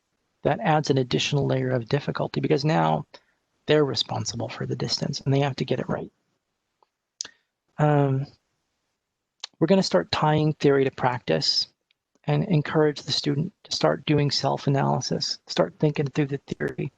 I know John's on this call, and he's had a lot of experience with this, and he's really good at it. Caden is also really good at it. But we're going to ask you questions about the theory and put that on your mind to answer. So we said we start every class with a quiz. What we really do is we use Socratic method at the beginning, and we got that from Maestro Sullins and Maestro Som.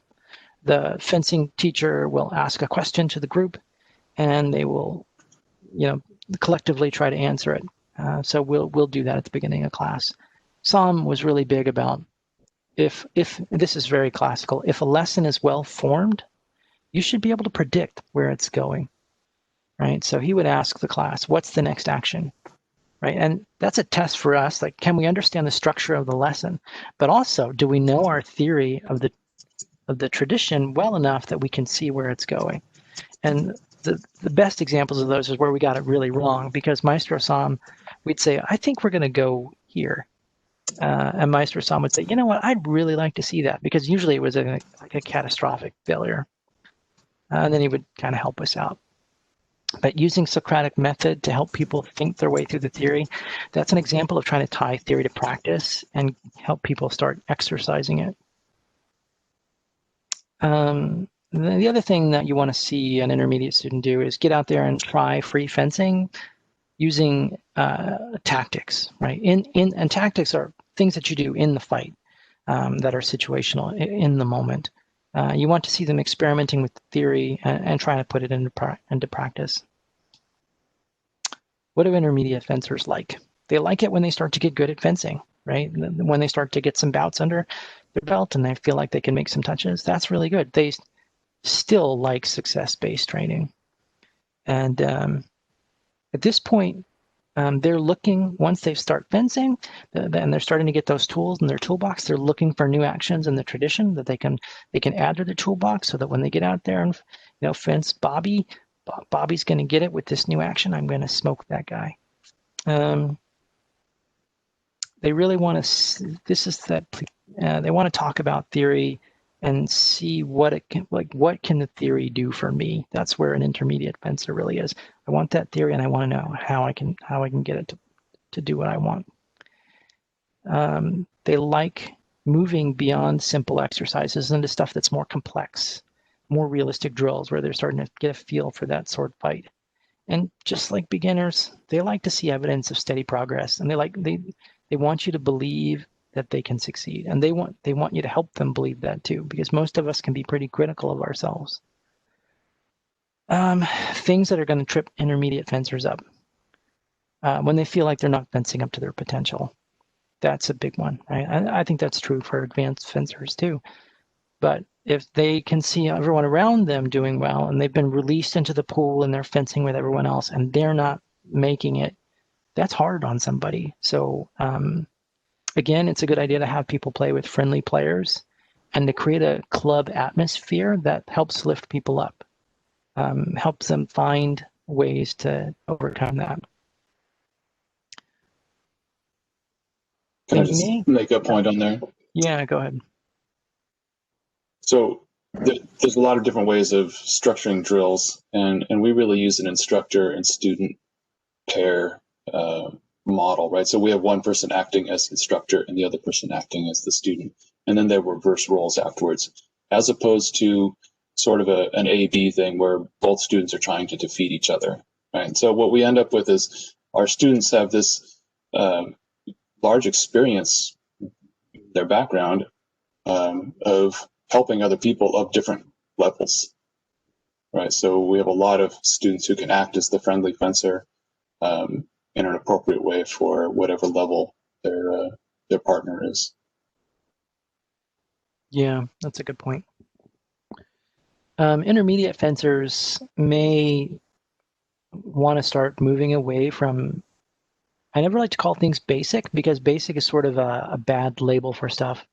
I've been fencing for a long time, and I still feel like I'm working on my lunge, or lots of different things. But that's a difference between fundamentals and basics. Your advanced students will probably understand the importance of fundamentals, but intermediate students think, well, I already did that. Why do I need to keep working on it? Well, it's fundamental. Everything else builds on it. Just like not fencing up to your fencing potential, feeling like you're not growing as a fencer is another place where people can run into it. So helping people through plateaus is important at this point. Things which can be difficult to execute, things which are subtle, actions which are subtle in the tradition, like movement of increase in free fencing is hard to land. But when you get it, it is useful. So I think Caden also, he did a deep dive into right angle, and he found a lot there that he really liked. But right angle isn't one of those actions which is obviously useful. So this is a place where intermediate fencers can be challenged. If they can't see the utility of something, they're less likely to want to work on it. And predictable actions may not be as entertaining anymore. They need a little more. we're moving from that order into the sort of middle chaos now, somewhere between. I guess this is true neutral if we're playing D&D. All right, what do intermediate students need for theory? They need to understand movement theory. And when I say movement theory, I mean the movement vector theory and how that ties into time, fencing time. So like a lot of the theoretical portion now needs to come in, and they need to understand that. And there's a lot there, a lot of jargon, a lot of terms, and a lot of concepts. They need to get those things and start to link them to their practice. That's a lot of work mentally. They'll need to know the fencing times and the 3 considerations that go with them. They'll need to start learning the generals and accometamiento. Why do they need to learn accometamiento? Because deep phrasing builds beautiful fencing. It's medicine for the hand. If I can attack you twice in a clean way, then I can attack you once cleanly in bouting. If I can do a deep phrase with 3 separate attacks, then maybe I'll be able to get 2 separate attacks in bouting. The deeper phrases when you train deeper phrases, you get more technical proficiency, and you're better able to bring that into bouting. Also, at this point, they need to start understanding how to break atajos with movement of increase and decrease. This is typically where they'll also need to learn entering techniques, so middle, medio. They're more in control of their own distance. So we'll say things like from outside of distance, step to defensive medio, take an atajo, step to middle. Once you're in middle, give me a glide, something like that. And yeah, they'll need to also, so control of steel, that's typically what happens when you step to middle. I've got the adversary's weapon. I can move safely into that middle space. But if somebody flashes a dispositive movement at you, you should be able to go, you fool, and jump in and show them the right angle. Right? That's interruptive timing. It's harder to do. It requires that you're really on the ball and that you understand interruptive timing, that you've got martial tempo. That's the goal that we're headed towards. Okay. Glides, the same glide exercise for an intermediate fencer. There's nothing that's changed here, except that now, instead of showing the student the right angle and letting them, take a nice, stately atajo. Oh, so careful. Yes, place the atajo. Now, very nice. Now walk in and hit me. It's not stately anymore, right? They're going to show me a right angle. And then, boom, out of the gate, boom, I'm going to try to hit them, right? And they're required. What is that? That's not on command. They're responding to my motion. That is an in-time action. It's more dynamic. And we're starting to get closer to actual fencing. You know what happens if they don't give me the atajo? I hit them. I will honestly hit them, and they will know that. Now, it's not my plan to hit them, but I'm going to show them a legitimate attack. And then they'll cover it with atajo, and then they'll hit me flank, chest, cheek, chest, abdomen. And at this point, they should have the cuts down well enough that we'll also do the same thing. Cover with an atajo, give me a half reverse to the cheek. Cover with an atajo, give me a full circular cut. Those are atajos to the inside. And same thing flipped on the outside. So in the Destreza tradition, we'd say we've gone from proprio for the beginners to appropriato for the intermediate. That one's technically transferido. Right, because they're taking my attack and defeating it and then transferring to themselves. No, I mean, but in general, it's a presentation, right? Yeah. Right angle is given, they seize it and go. Oh yeah. If we are not delivering a thrust, so if I show them right angle and in time they go, that's definitely appropriato, because they're capitalizing on my motion. Okay, so we're starting to strip away layers of artificiality. Things are much higher energy. We're going to interrupt the lesson less because we want pacing, right? A good fencing lesson has pacing and energy. The worst tongue, Eric hears me tell this story all the time, but the worst tongue lashing I ever got from Maestro Sullins was when I was sleeping through a lesson. He's the sweetest man you'll ever meet, but when you get on his bad side, because you haven't, as an instructor, you're not giving the student the energy that they deserve. He has a a real problem with that. So he let me know that it was inappropriate, that if you're going to sleep through a lesson, you might as well just have stayed home. Yeah, so bring energy to the lesson for the student. Okay, so that's intermediate glides. Let's move on to advanced students.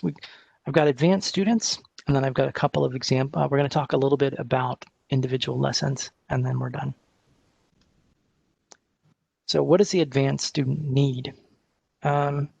Really, right? At this point, I'm starting to get interruptive timing. My timing's coming online. I've got almost all the theory put together. I need to be able to generate dispositive movements in an adversary because I need to force them into the game that I want. I need to be able to coordinate my interruptive timing with my three considerations, proprio, propriato, transferito. And I need to move from lessons that I understand and I can see the end of into something which is dynamic. I need to be able to adapt to changing context.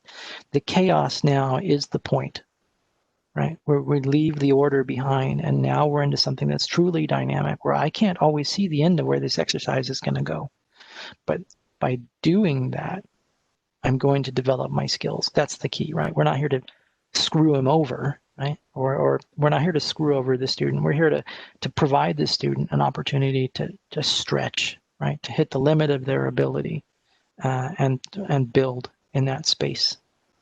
So we're looking for, so we had depth of phrasing before, but now depth of phrasing needs to be realistic in its martial context.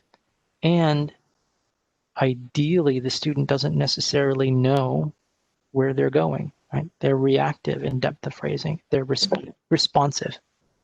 So one way to do that is we're looking for accamatamiento, right?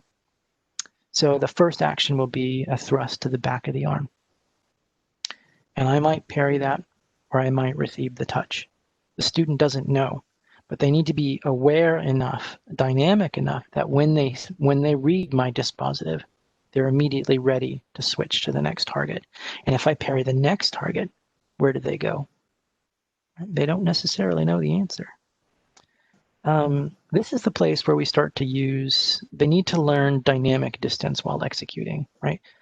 My instructor said that the lesson should be the mirror of combat. And what we're doing is, for the beginner, the environment is artificial, and we accept it. We embrace that artificiality. And what we do is as we grow, we cut away layers of artificiality to try and get into this actual fencing situation. So they're looking for dynamic and fluid distance that's continuously changing while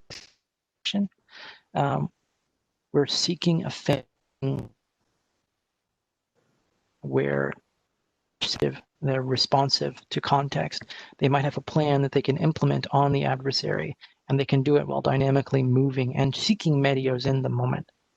The other thing that they need to do here is they need to get out of our school for a little bit and fence with other traditions so that they're not too focused, too self-referential in their fencing.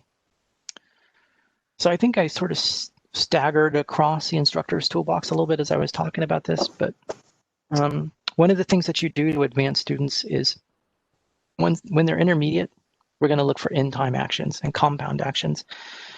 When they are advanced, we'll do the same thing, but we'll add mobility. And this is, as an instructor, this is hilarious because you're going to have really good students who can do all these beautiful things with fixed steps. And then they say, now add mobility, and they collapse like a house of cards. So it is a challenge, building people back up it so that they can execute with mobility. It's a process, but it's absolutely necessary. They're looking to execute technique in order to control time. That's that ability to generate dispositives. And when we are fencing, when I'm teaching a drill, they will probably see, I get this from Maestro Sam and Maestro Sam, they will probably see the action the way that it was asked once, maybe twice. When I'm confident they've got it, boom, I will start riffing on them. I will throw them puzzles. I will hit them and ask them to stop me from hitting them. Not in a mean way, right? But let's say that I ask somebody to place an atajo, give me glide chest, right? Super simple, right? They hit me a couple of times in the chest. Then they place that atajo, or they try to, and in the dispositive movement of the atajo, I try to strike with a circular thrust, appropriato, in the opposite line. Boom. Right? Maybe I hit him. All right. The next time we execute the action, I'm going to show them exactly the same thing. And it works as a puzzle so that they can solve it, not as a way for me to, express my superiority to the student. The other thing about fencing theory at this point is that it should be open-ended. So that the advanced student is starting to look at the theory critically and think about it in ways that an intermediate student wouldn't. They're looking for personal growth. It's a good time to introduce other Destreza authors. It's a good time to introduce other traditions of fencing. And what you want to do is cultivate their ability to think critically about fencing, to disagree with you in a friendly way. Because people like that, when you turn them loose in the wild, the tradition's going to grow because of the way they think about it. And when they're free fencing, you want to see this person fencing using the system tuned towards their personal causes. So the feedback that you give now isn't like, you should probably do an Tahoe here. It's like, for you and the way that you fence, I think this is sort of the paradigm that you should use. Let's tune that fencing. How do we encourage the use of free fencing? We set aside dedicated time. This is something we struggle with because we were a once-a-week school, and we would dedicate like 15 to 30 minutes of free fencing at the end of class. For beginners, they would fence with me until I was comfortable releasing them to a friendly player. For intermediate students, I release them out to fence as best they may, and we watch and give feedback. And for more advanced students, I often release them out to free fence, and then I give them sort of challenges. So tonight, the challenge for my ranked fencers is to get an accamatamiento imperfecto, but do it with 3 attacks. Or I want to see somebody give me a general, this kind of general against this attack, but roll off the adversary's Tahoe into a cut, things like that. So challenges that give them a chance to exercise key skills, especially if it's related to the lesson. We also have to, our classes are an hour and a half. We also really have to encourage them. I can't hear Eric, but our classes are typically 90 minutes. Yeah. You back, Eric? Can you hear me? Okay. We really have to have our advanced students fence somewhere else also. We just don't have the time to give them that opportunity. And we're a tiny school, right? So they need experience with more fencers. But what is really great is when they go and they fence other people and they come back with questions, and we can help them, work or workshop issues that they're coming across when they're fencing other people, either in theory or in practice, or both. Yeah, that's really great because they get a chance to exercise their critical, their theory legs a little bit, to work the tradition. And ideally, what they do is they realize they can use these tools for success. All right, I'm going to keep going. So advanced students is too long for my intro, so for my titles. So I've created diestros here now that we're advanced students. And diestros enjoy realizing martial efficacy at that point where they can fence and they're doing base training. These are people that are probably going to want to deep dive into exploration, into aspects of the theory. It's a good time to hand somebody a new author, like a Destreza author, like Biedma's a good one. Figueiredo's a good one. Thibault, he's okay.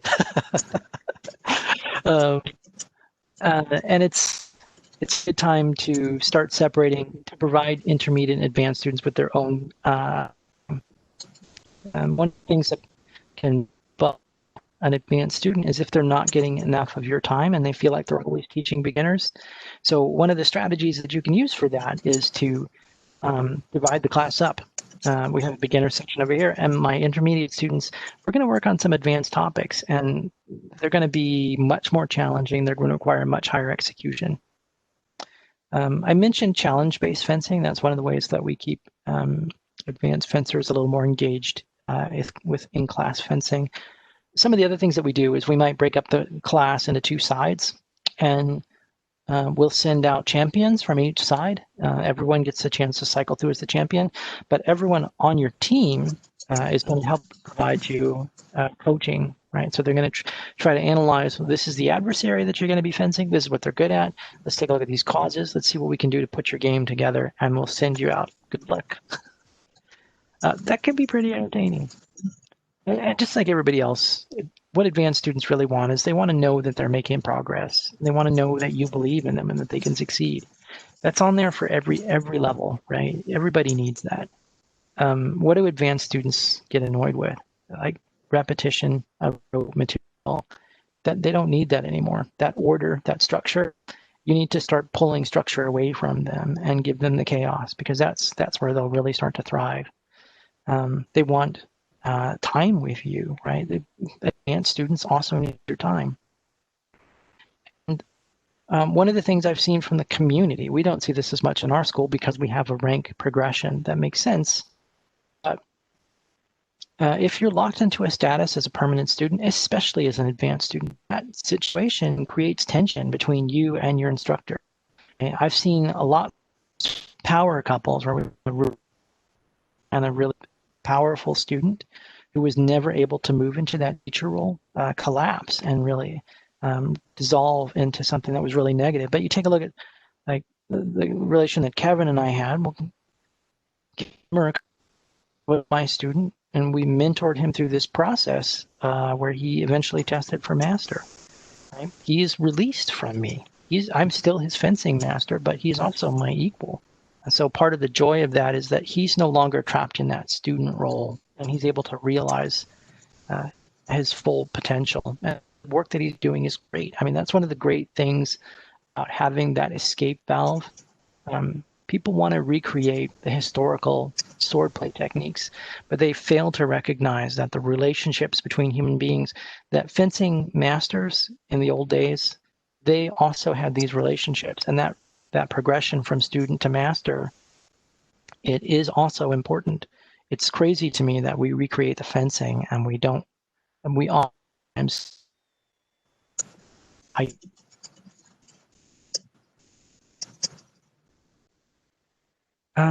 all right. The other things that can drive advanced students nuts is they don't get enough time for free fencing, and we talked about that. We try to give them what we can, but we only have 90 minutes per session, so we encourage them to fence with others.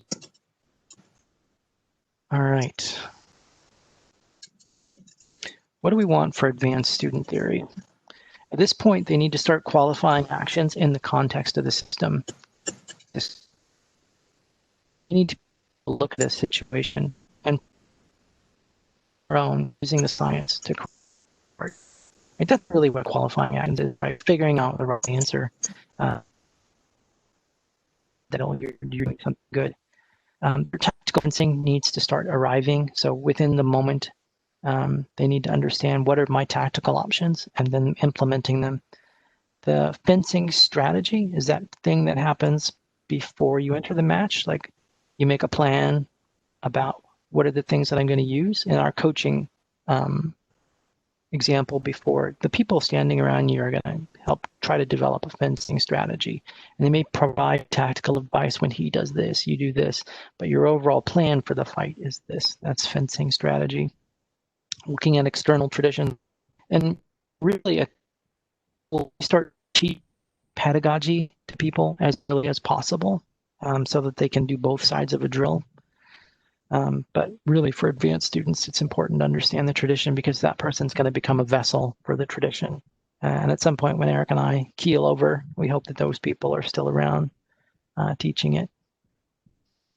The other things that advanced students can enjoy is trying to develop a training regimen for fencing specific people. Eric and I have developed training regimens for fencing and some of the prize fights that we have done. And that kind of focused analysis, like fencing nerds, that's really where you want to be. You really want to make fencing masters happy. You show up and you tell them, I'm going to fence this guy. Here's the tape of this person that I'm going to fence. You get a collection of fencing masters in one room. Oh, they're going to nerd out about it. And they're going to make you a flow chart. And you're going to have all these things that you're going to do. You may not be happy when you're done with it because of all the things you have to do, but they're going to have a good time. And this is a good time for double weapons also. Double weapons, just like using dynamic distance and mobility when executing actions. A lot of people, when they pick up that second weapon, their fencing will collapse like a house of cards. So you need to develop that ability, and it's challenging.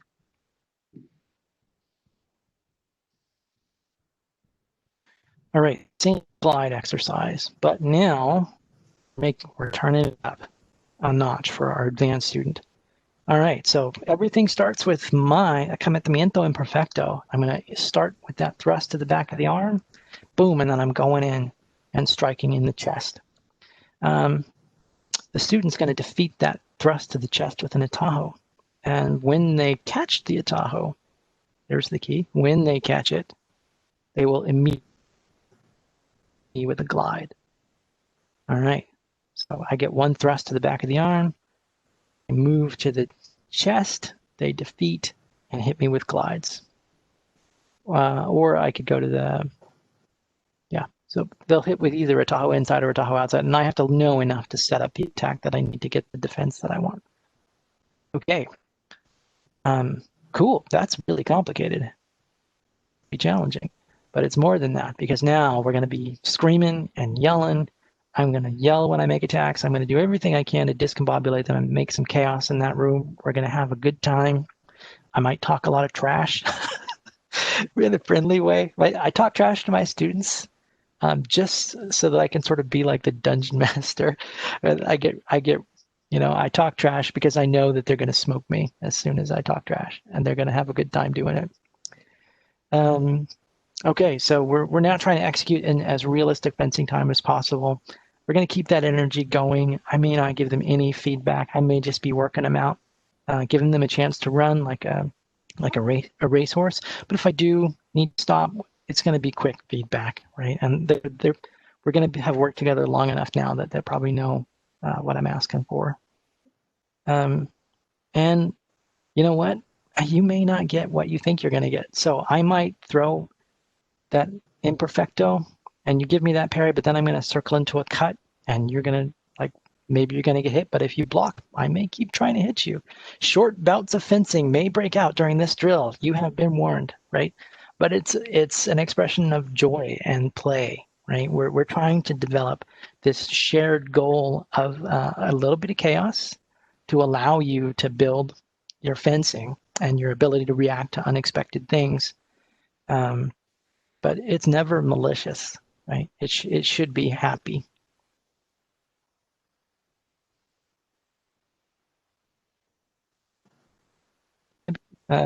Really, the individual, it is the place where the best fencing lessons can happen. And I don't get to do as much of these anymore because we end up teaching in classes. But the way that our structure is set up in the school, one person assumes the role of the instructor and the other person assumes the role of the student. It's like a mini individual lesson. So you get individual attention from the person that you're working with, and we as instructors will walk and help make sure that things are going well. In fact, we often give feedback to the person in the instructor role so that they give that feedback to the person in the student role. We're sort of a pedagogy school. So if we help instructors present the right technique to the student, everything works better. And with a more advanced instructor, we'll say, tell me how you will fix it, right? So there's that chance where the advanced student says, okay, I've been asked a question, Socratic, back to the theory and flip, what did I see? They don't get it, I'm totally there to help, but more often than not, they will.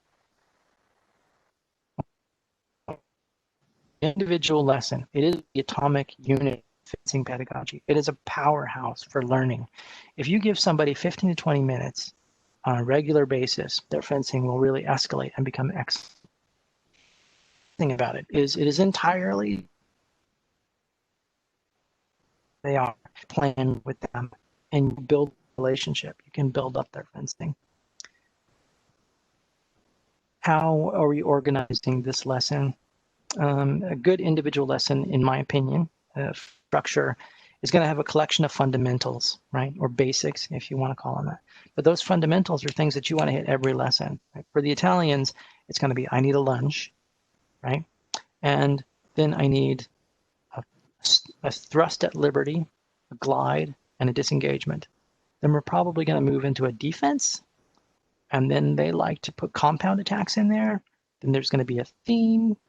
Once the theme is over, they'll add an action on the blade, and boom, lesson's over with another lunge. We'll look at that structure a little more closely. I kind of rattled it off a little bit. We're going to take a closer look. The individual lesson and the lessons in our school, they're formal, right? So we start with a salute. We're going to have masks on. We're going to have this process of learning. Part of the salute is changing from your everyday space into a fencing lesson space, right? It's a way of mentally resetting your processes. But it's not church. And, well, I'm saying mean things about church, I guess. But it's not like a formal ritual where we all have to be really grim, right? In the dark, dark future, we have to learn fencing. It's not that, right? It should still be friendly. Fencing should still be a form of play. But we have these sort of formal rituals that we use to help set up the space. And a good individual lesson is going to push the limit of the students. A good teacher is going to take the student into the space where they struggle, and that's where we're going to really do our work, right? We're going to reinforce our fundamentals with offense and defense and compound actions. We're going to look at this theme, and we're going to push to try and see, hey, how far can we take this? Where are you starting to struggle? Like, can we work in this space, and how long can we do it before you get really tired? Once we get that done, then we're going to back down. We're going to go into a cool down action, right? Because we're success-based. So we push the limit, we do something you can do, and then we're going to end. What does it look like? This is this lesson structure I was talking about. We have that formal introduction space. So we have a salute. We're going to do some offense. For Destreza, that offense is going to be, we'll start with a glide because I think that the attacks with opposition are more defensive. And that's why I give them priority. So we'll go with a glide. We will go with a thrust at liberty, gaining degrees of profile. We'll use a circular thrust. And then we'll do a half cut and a full cut. And those will all be tailored to one line. So usually that's one inside or outside, and then the attacks that match it. Then we'll introduce a defense. And all of these fundamentals are geared, they're set up so that when we move to the theme there in the middle, and the compound actions as well, they prep for the theme. So if I'm going to be using generals in the compound actions, I will probably make those generals are shown so that we just put them on our mind. And the theme, that's where we're exercising new content or the specific things that we're interested in. And then the cool down action, that's just our reset so that we end on a success and salute and we're out. Okay, so that's the structure of an individual lesson. Do a question about something pop up? Are you having everyone do the offense, defense, then combining them into compound with them taking roles of each? No, so as the for an individual lesson, the student side. So I'm inside. I am always going to be the bad guy in this. So the student's going to execute offense against me. I'll receive the touches. When we move to the deep part, probably that's going to mirror or what they were doing. So I'll show them an attack, expect them to defend it and give me some kind of response. Did that answer your question? Yeah, we're not mirror the exercise. It's asymmetric. So probably the best thing to do to answer some of these questions is to take a look at one. This example lesson is one I wrote for an exam, and then Eric helped me tune up. You can see that when I'm writing lessons, my language is really sparse. So I don't include footwork because I know what the footwork should be. You can see that this favors the inside long. The first 5 actions, if you look, we're going to Tahoe inside, and we're going to go circular thrust, detachment with degrees of profile, half reverse, full reverse. Nothing complicated there, except that full reverse should probably be cut, because I think you can't get a full reverse off that. Okay, 6 and 7, but we would find that in the lesson for sure. I mean, that was a puzzle, and you were supposed to figure that out. It wasn't an error. Okay, 6 and 7, these are offensive actions, and we'll probably use 2 different counters. Yeah, so we got a glide and we got a half reverse. I love a Tahoe half reverse, which is why I tend to stick it in there. And then you guys identify the theme of this lesson? So that's 8, 9, 10, 11. What's my theme? This piece of new content I'm helping my student with. What are they looking at?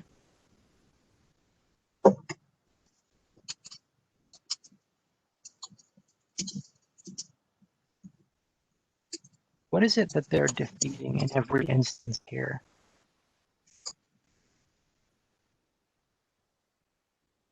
Eric, you're not allowed to answer. I'm not. I'm answering a different question there. Yeah, well, Mark, you're part of the school. Yeah, okay. It's breaking. It's a Tahoe breaking. So 8, 9, 10, 11 are different methods of breaking a Tahoe. So you can break a Tahoe. Remember Ettenhard's his ranking of classes where increase was superior to a Tahoe? That's action number 8 right there, our first action in the theme. If they show you on a Tahoe, movement of increase and glide, boom. You thought you had a Tahoe. What I have actually now is I have stolen at a Tahoe which you wished for yourself. I've gained in a transferido. What's the other one? They seek an Atajo, I circle under. They seek the Atajo. Oh, and they're going to go ahead and give me the half reverse, but I defeat it with movement diversion by lifting my hilt. And then for extra awesomeness, we're going to do the same action again, and we're going to go conclusion with a full circular reverse. That's a pretty basic lesson for a beginner, maybe intermediate, depending on how you do it. And then action 12 is our cooldown action, a Tahoe inside glide chest. Thing that they're comfortable with. All right, let's look at a lesson written by somebody who was taking their instructor's exam. This is a lesson that Caden had to perform as the student. All right, and I didn't write this one. I've tried to preserve as much of the original language as possible. I'm not going to read through the whole thing, but in big here are the attacks, right? You can see that we're doing after attacks comes a defense. Page 2. After the defense comes some compound actions, a general, and theme, these really complex actions. If you parse through that, that is some intense fencing. And our 2 instructor candidates actually performed this lesson in their instructor exam. And it was hairy. They practiced it a lot before they got it right.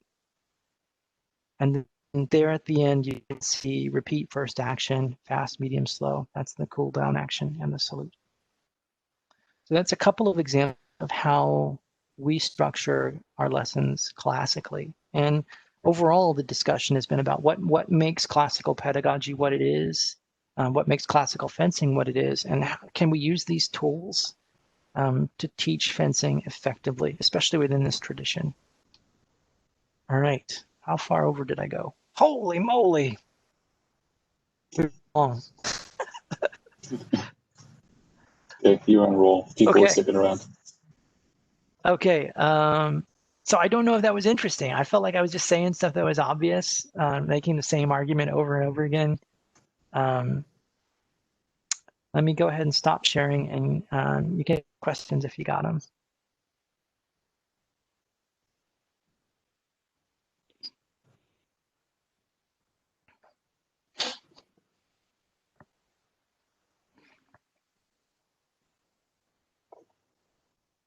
how many people do we have?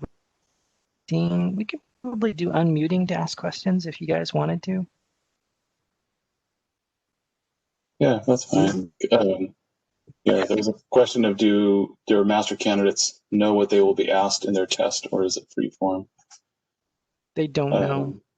Yeah, they don't know. They know. Yeah.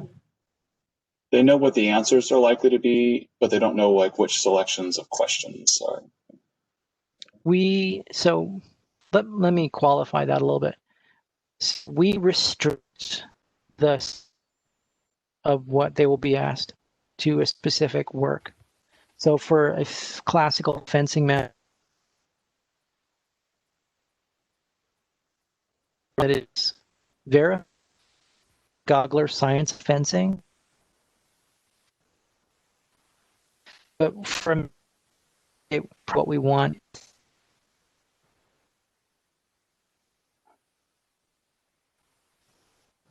See when he comes back here. So we'll ask them to more likely. Hang on, Puck. You this.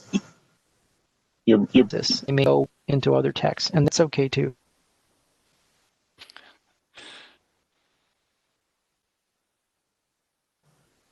You're breaking up. So we got about half of that. Not really. Sound a little bit like Charlie Brown's teacher. Okay, try again. Stop.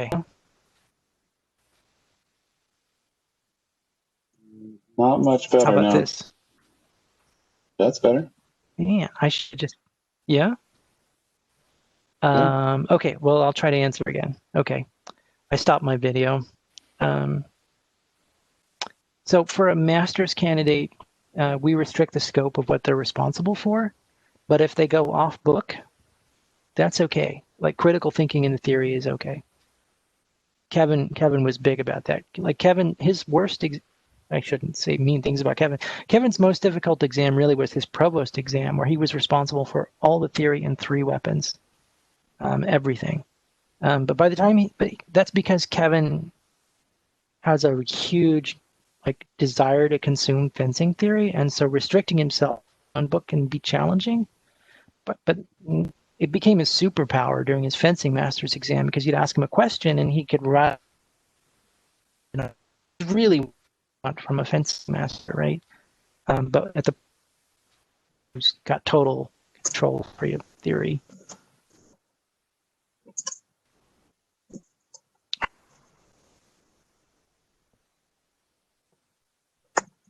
Did I lose you guys? Nope, we're still here. Anyone else have questions? I had a question, Puck, on the lesson plan you showed on breaking the Atajo. I noticed that on steps 8 through 10, you were alternating which Atajo they were escaping from, inside, outside, back to inside. I wasn't sure if there was any reasoning for that one. Can you hear me? Yes. Okay. So going inside, outside, I think, without looking at it, I think what we're looking for is consistency in line of final attack. So movement of increase will get us a glide on the inside. When adversary seeks a Tahoe on the outside, and we use a circle to avoid it, it'll get us that glide back on the inside again. Okay. I think that's where we were going. Thanks.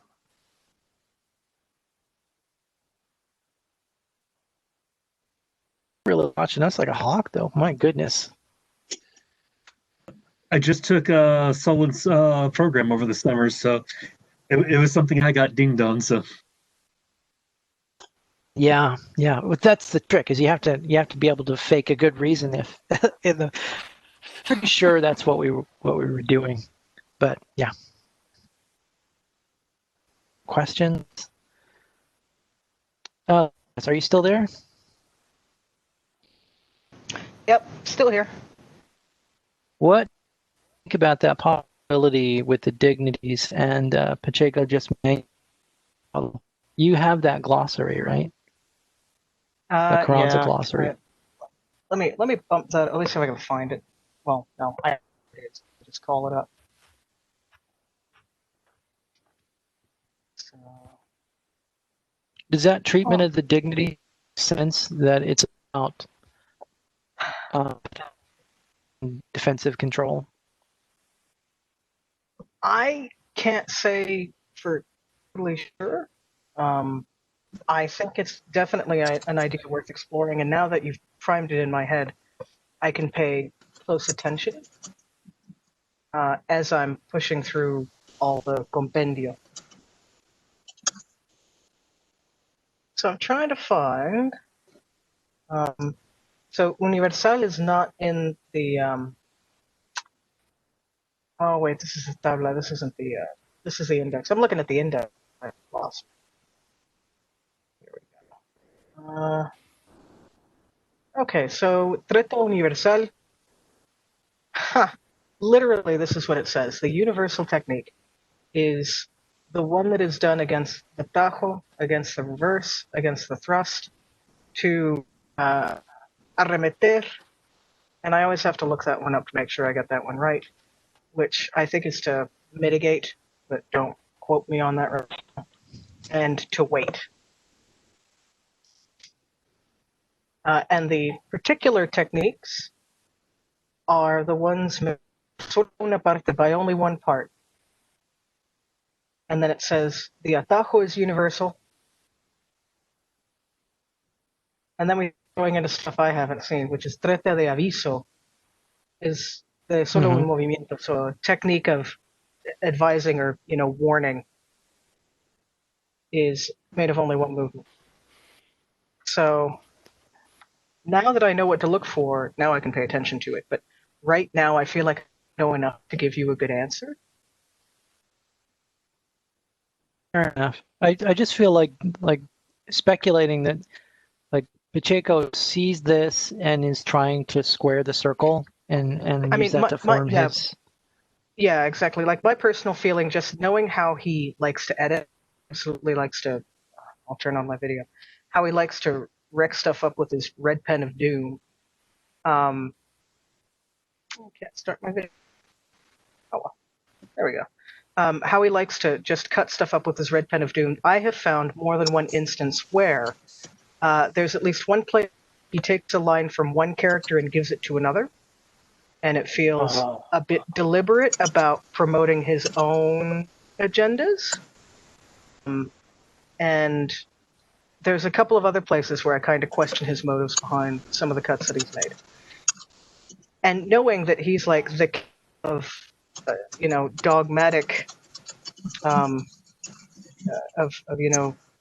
dogmatizing a lot of destreza, it seems likely to me your hypothesis holds water so far.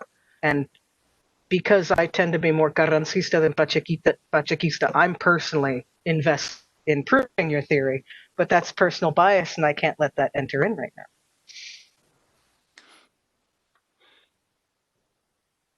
now. You a little personal bias, really practicing the tradition. That's true. That is very true.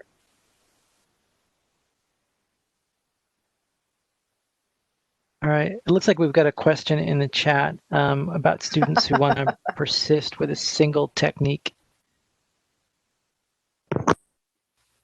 So it's a balancing act between helping the student find their martial success and nudging them onto a path where they can diversify. I think you don't want somebody to be a one-trick pony. That's not a good Destreza practitioner. And you need to help them know that. But you don't want to just shut down their fencing either. So I think, you have to find a medio on that one. Eric, what do you think about that? Yeah, I mean, I answered in the chat too, and there's all kinds of things, right? I mean, part of it is you need to impose some restrictions so they can't use it all the time. But it's best if those can be challenges or presenting situations where their thing doesn't work, or against a student they can't make it work against, or some challenge to get them to do something else.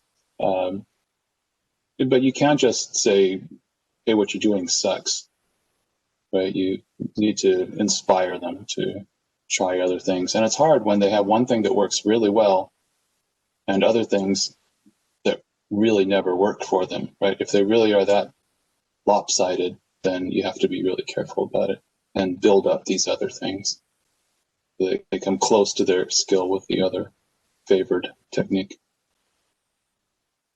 Yeah, I'd almost like to pitch that as trying to get them to invest in themselves, right? Yeah, That's about believing in yourself and doing the work to gain the skills.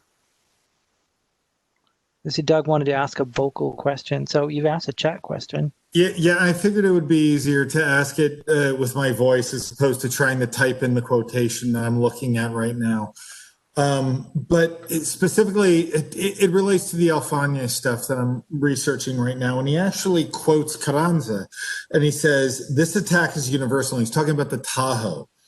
And since you cannot appreciate what you do not know nor understand its value, I thus explain that Tahoe is universal, according to the doctrine of Geronimo de Carranza, and is dedicated.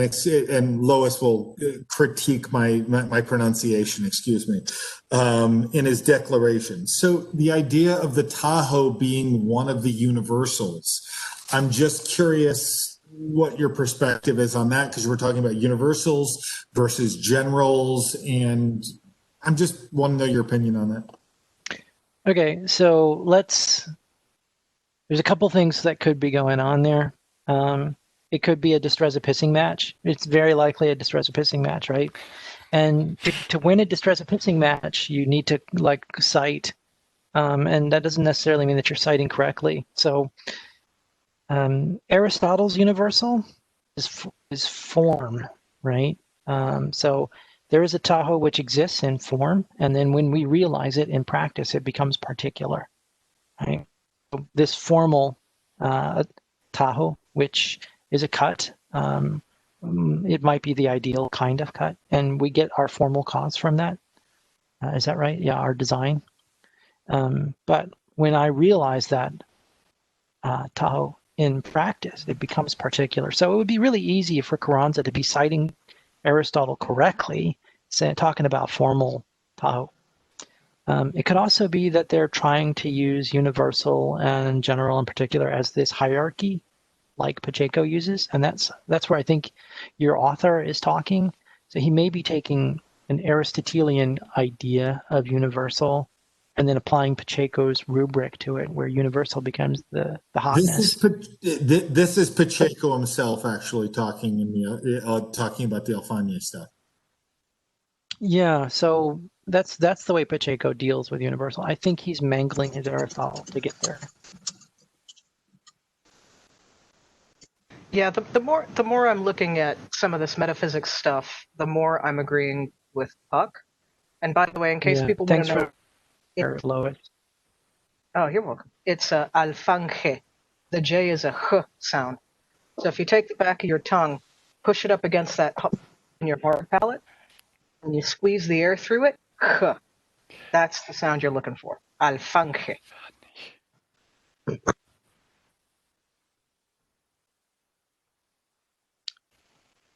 So I don't know if you guys can hear me. My internet is being real dodgy right now.